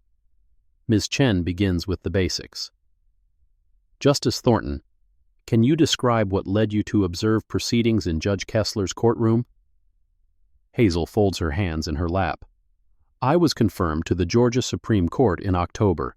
My swearing-in was scheduled for Friday of Judicial Conference Week. I arrived early, on Tuesday, because I wanted to see how the courts operated when they didn't know someone was watching. Why was that important to you? Because the Supreme Court has supervisory authority over all Georgia trial courts. I wanted to understand, from the perspective of the people the system is supposed to serve, whether that system was working as intended. And what did you find? Hazel looks at the commissioners, at the gallery, at Raymond Kessler, who won't meet her eyes. I found a judge who treated defendants like obstacles to be processed rather than citizens with constitutional rights. I found court staff who discriminated against visitors based on race and appearance. I found a pattern of conduct that violated the most basic principles of due process. She describes her 4 days in the courthouse, the registration desk, the elevator, the courtroom observations, the confrontations with Claudette Marsh, with Jasper Caldwell, with Edwin Rowe, with Garnet Boone. She describes being removed from the law library, being threatened, being physically assaulted. When she pushes up her sleeve to show the photographs of the bruises, photographs taken by her clerk on the day of her swearing-in, now entered into evidence, a gasp runs through the gallery. Justice Thornton, did Deputy Boone know who you were when he assaulted you? No, that's the point. Hazel's voice is steady. He didn't know I was a judge. He didn't know I had any authority. He treated me the way he treats everyone who looks like me, as someone who doesn't matter, someone who doesn't belong, someone who can be manhandled and threatened and thrown out of a public building without consequences. She pauses. The question isn't how he treated me. The question is how he treats everyone else, everyone who doesn't have the authority to hold him accountable, everyone who gets brutalized and then told there's no incident report, no security footage, no record of what happened. The gallery is silent. Harrison Webb rises for cross-examination. Justice Thornton, you testified that you deliberately concealed your identity during your observations. Is that correct? I didn't announce who I was. I wore plain clothes. I answered questions truthfully when asked. But you didn't volunteer the information that you were about to become a Supreme Court justice. No.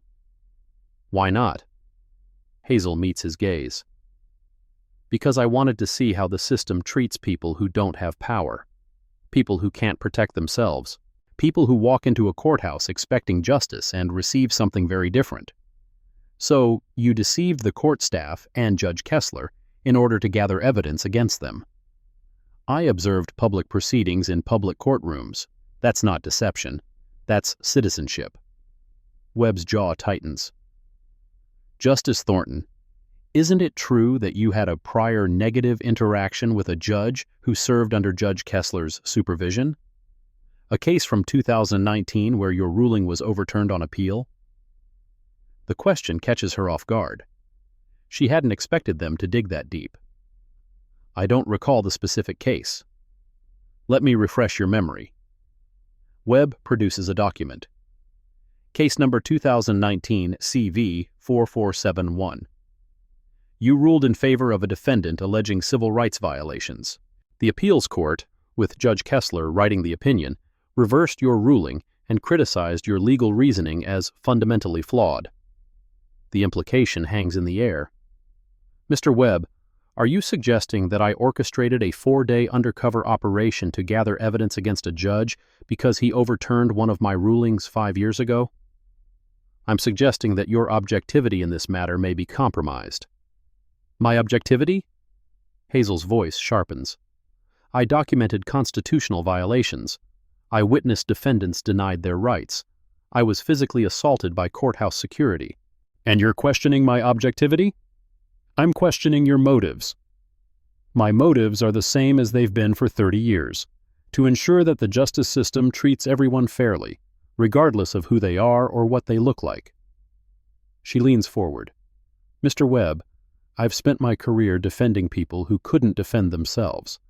I didn't need to manufacture a grudge against Judge Kessler. The evidence speaks for itself. Webb has no response. No further questions, he says. Hazel is dismissed. As she walks back to her seat, she passes Raymond Kessler's table. For the first time, he looks up. Their eyes meet. His are empty. Defeated. The eyes of a man watching his legacy crumble around him. She feels nothing. No satisfaction. No triumph.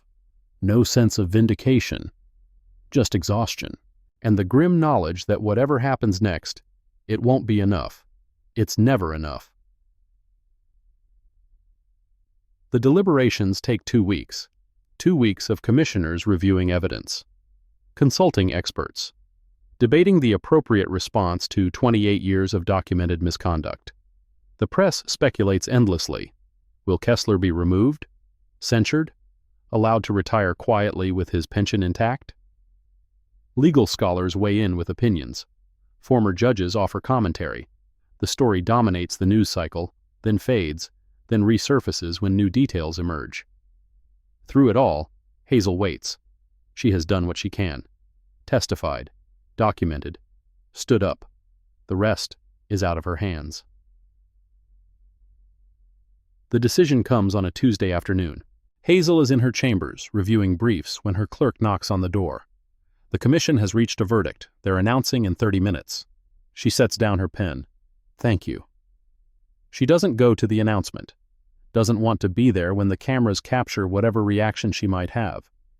Instead, she watches the live stream on her computer, alone in her office, the door closed against the world. Commissioner Vance reads the findings. The Judicial Qualifications Commission has completed its investigation into case number JQC 2024-0087 in re. Judge Raymond Kessler. Based on the evidence presented, the Commission finds as follows. First, that Judge Kessler engaged in a pattern of conduct that violated the Georgia Code of Judicial Conduct, including failure to ensure defendants' rights under the 6th and 14th Amendments, improper denial of continuances in violation of Georgia Uniform Superior Court Rule 7.1, and conduct prejudicial to the administration of justice. Second, that this pattern of conduct extended over a period of at least 5 years and affected more than 300 documented cases. Third, that Judge Kessler's conduct was influenced by institutional pressure to maintain favorable case clearance statistics, though the source of that pressure has not been definitively established. Vance pauses, looks at the camera. Based on these findings, the Commission orders the following. Judge Raymond Kessler is suspended from judicial duties, effective immediately, pending completion of a mandatory judicial education program on constitutional rights and due process. Judge Kessler is further ordered to submit to ongoing monitoring by the Commission for a period of 3 years following his return to the bench. The Commission declines to recommend removal from office at this time, citing insufficient evidence of willful misconduct. However, the Commission notes that any future violations will result in immediate removal proceedings. Hazel stares at the screen. Suspended. Not removed. Suspended. Education program. Monitoring. Return to the bench. Raymond Kessler will go back to his courtroom. Will put on his robes. Will preside over defendants whose lives hang in the balance. And the system will continue. She closes her laptop, sits in silence for a long moment.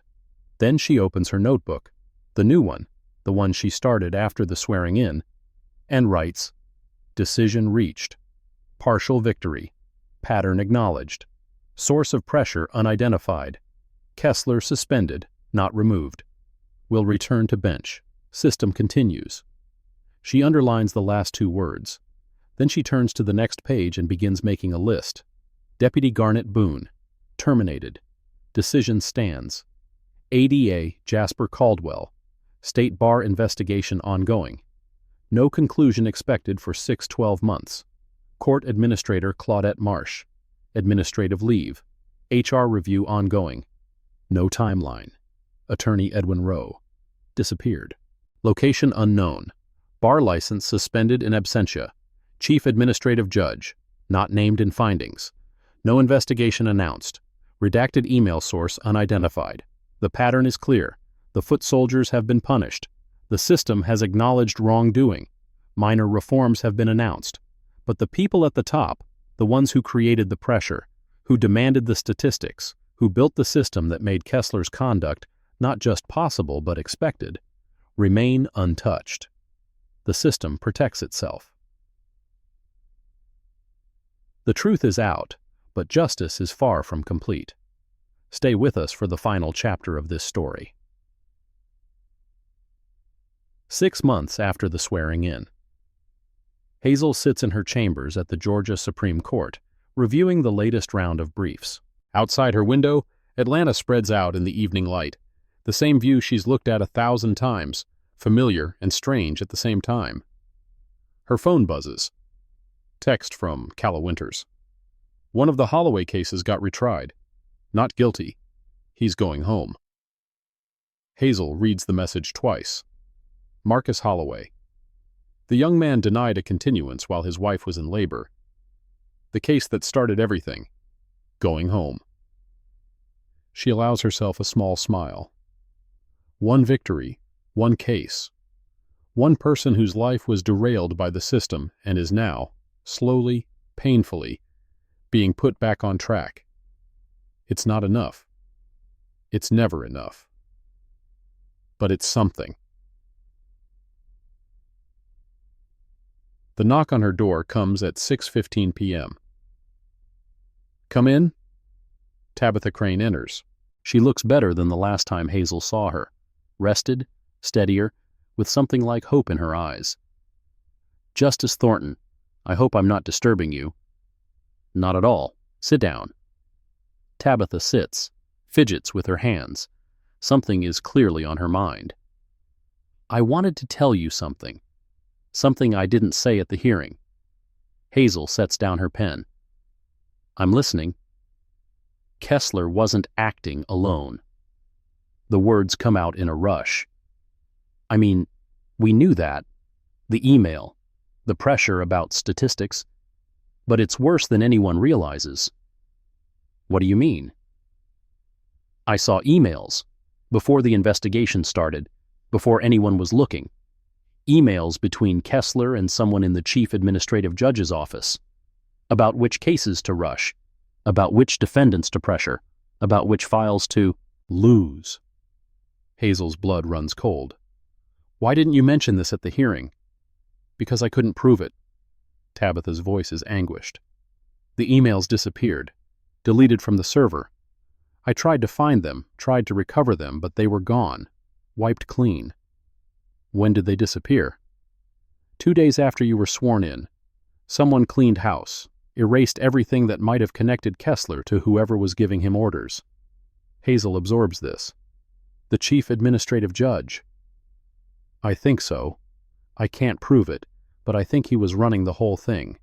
Kessler was just following instructions. And now the chief administrative judge is still in his position. Yes. Tabitha's voice drops to barely a whisper. And Justice Thornton. He's not just still in his position. He's been promoted. The governor announced it last week. He's being elevated to the Court of Appeals. The news hits Hazel like a physical blow. Promoted, not investigated, not questioned, promoted.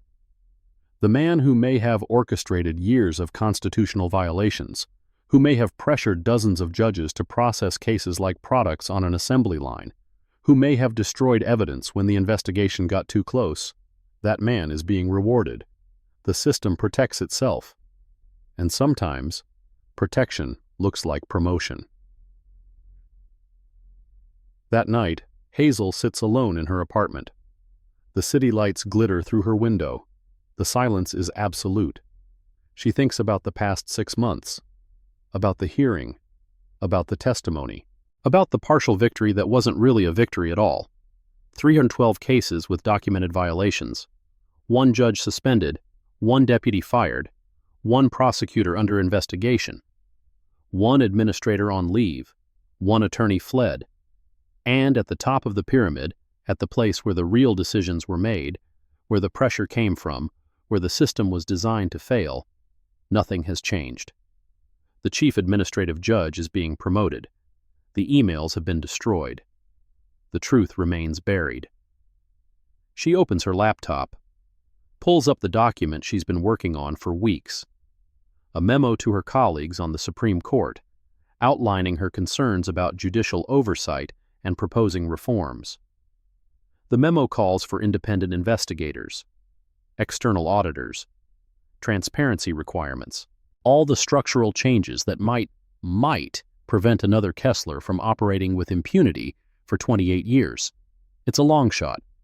Her colleagues are skeptical. The institutional resistance is enormous, but it's something. She types, revises, refines. The work is never finished. The phone call comes at 11:43 p.m. Unknown number. Hazel almost doesn't answer, but something makes her pick up. Justice Thornton? The voice is male. Unfamiliar. Nervous. Who is this? I can't tell you that, but I have information. About the chief administrative judge. About the emails that were deleted. Hazel sits up straight. I'm listening. There's a backup. An off-site server that wasn't wiped when the others were. I know how to access it, but I can't do it alone. I need protection, immunity, a guarantee that I won't be destroyed for coming forward. I can't promise you immunity, that's not my authority. Then find someone who can. Because what's on that server, Justice Thornton, it's not just Kessler. It's not just the chief administrative judge. It's the whole district. Dozens of judges, hundreds of cases. A system designed to process defendants like cattle and reward everyone who helped make it happen. Hazel's hand tightens on the phone. Who are you? Someone who helped build the system, someone who benefited from it, someone who can't live with what I've done anymore. A pause. I'll contact you again in 1 week. If you can get me protection by then, real protection, not promises, I'll give you everything. The line goes dead. Hazel sits in the darkness, the phone still pressed to her ear. 1 week. New evidence. A chance to finally expose the full scope of what happened, but also risk. Danger. The knowledge that whoever is protecting the system at the highest levels will do whatever it takes to keep it protected. She thinks about Tabitha, who kept documentation for years because she believed someone would eventually come along who could do something about it. She thinks about Calla, who stood up in that courtroom and said it matters, even if nothing changes. She thinks about the hundreds of defendants whose rights were violated, whose lives were derailed, whose faith in the system was destroyed. And she makes a decision. She picks up the phone, dials a number she knows by heart. Audrey, it's Hazel. Audrey? It's, I need your help. The following week is a blur of meetings. Justice Audrey Sinclair, the State Attorney General, a federal prosecutor from the Northern District of Georgia who specializes in public corruption cases.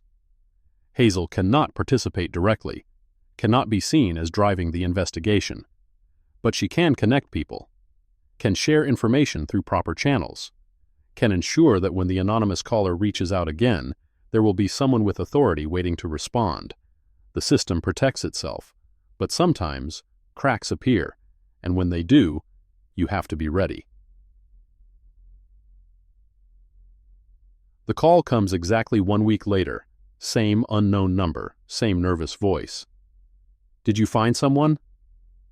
Yes, a federal prosecutor named Elena Vasquez. She can offer you protection, witness security, immunity from prosecution, the full weight of the Justice Department. And you trust her? With my life. A long pause. Then tell her to meet me tomorrow, 6 a.m., Piedmont Park, near the lake. I'll be wearing a gray jacket. I'll have a briefcase with the server access codes. What's your name? Another pause. Longer this time. Gerald Porter. The name hits Hazel like a thunderbolt. Gerald Porter. the commission investigator, the one who was supposed to investigate Kessler but stonewalled the process instead, the one who resigned abruptly when the investigation expanded, the one who was appointed by the chief administrative judge. "Porter, why are you doing this?" "Because I helped cover it up. For years, I buried complaints, lost evidence, protected people who didn't deserve protection." His voice cracks. "I told myself it was politics. That's how the system works. Everyone does it. And now? Now I can't sleep, can't eat, can't look at myself in the mirror without seeing all the people I failed." A ragged breath. "Justice Thornton, I know what I am. I know I don't deserve forgiveness. But maybe if I help expose the truth, maybe that's worth something." Hazel thinks about redemption, about the difference between doing right because it's right and doing right because you've run out of other options. She thinks about the hundreds of defendants whose cases Porter helped bury.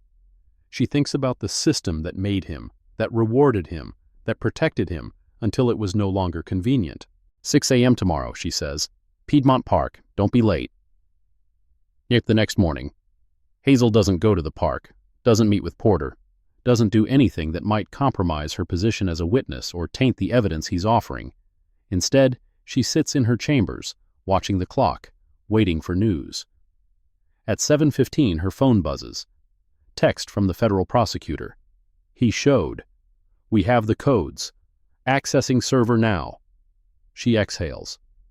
At 8:43, another text. "Server accessed. Evidence is everything he promised, and more. This is going to blow up." She allows herself a moment of hope. At 9:30, the news breaks. Federal investigation announced into Fulton County court system. Systematic corruption. Alleged. The story names names. Kessler, of course, but also the chief administrative judge, 3 other judges, 7 prosecutors, 4 court administrators. The emails Porter saved document everything. The coordination, the pressure, the deliberate, systematic denial of constitutional rights to hundreds of defendants over more than a decade. This is not one bad apple. This is the orchard. Boy, the aftermath unfolds over months. The chief administrative judge resigns, then is indicted, then pleads guilty to conspiracy charges in exchange for cooperation. 2 of the other judges are removed. 1 commits suicide. The 4th reaches a plea agreement that ends his career, but keeps him out of prison. Prosecutors are fired. Administrators are terminated. The entire Fulton County court system is placed under federal monitoring, and through it all, the cases are reviewed. Dozens of convictions are overturned. Hundreds of pleas are vacated. Thousands of defendants are given the opportunity to have their cases reconsidered with proper constitutional protections. It's not perfect. Nothing is ever perfect. But it's progress. Real progress. The kind that only happens when someone stands up and says, "This is wrong, and I'm going to prove it." 1 year after the swearing in, Hazel stands at her window watching the sun set over Atlanta. Her memo has been adopted by the Supreme Court. Independent investigators, external auditors, transparency requirements. Not everything she wanted, but enough to make a difference. Her desk is covered with case files, appeals from defendants whose convictions have been vacated, briefs on constitutional questions that will shape Georgia law for decades. The work continues. It always continues. Her phone buzzes. Text from Calla Winters, now running a nonprofit focused on defendants' rights. "Marcus Holloway is speaking at our fundraiser next month. Want to come?" Hazel smiles. Texts back, "Wouldn't miss it." She sets down the phone, looks out the window. The city is beautiful in the evening light. Glass towers catching the last rays of sun. Traffic flowing through streets that have seen generations of struggle and change. She thinks about the woman she was a year ago, the one who packed a small suitcase and took a bus to the Capitol because she wanted to see how things run when no one's watching. She found out. The system doesn't fix itself. The system protects itself. Change comes only when someone forces it. Document by document, case by case, brick by brick. But change does come. Slowly. Painfully. Through the accumulated weight of evidence that can't be denied, through pressure that won't relent, through people who refuse to quit. That's the lesson. That's what she'll tell Marcus Holloway when she sees him. What she'll tell the law students who ask her about judicial reform. What she'll tell anyone who wants to know how to make a difference in a world that often seems designed to prevent it. Stand up. Document everything. Find the people who share your values. Build something together. And never, ever give up. The last light fades from the sky. Hazel turns from the window, sits down at her desk, and picks up her pen. Tomorrow, there will be more cases, more briefs, more battles. The work is never finished. But tonight, for this moment, she allows herself to feel something like peace. She stood up. She was counted. And the walls came down. Not all of them. Not yet. But enough. Enough to matter. Enough to change things.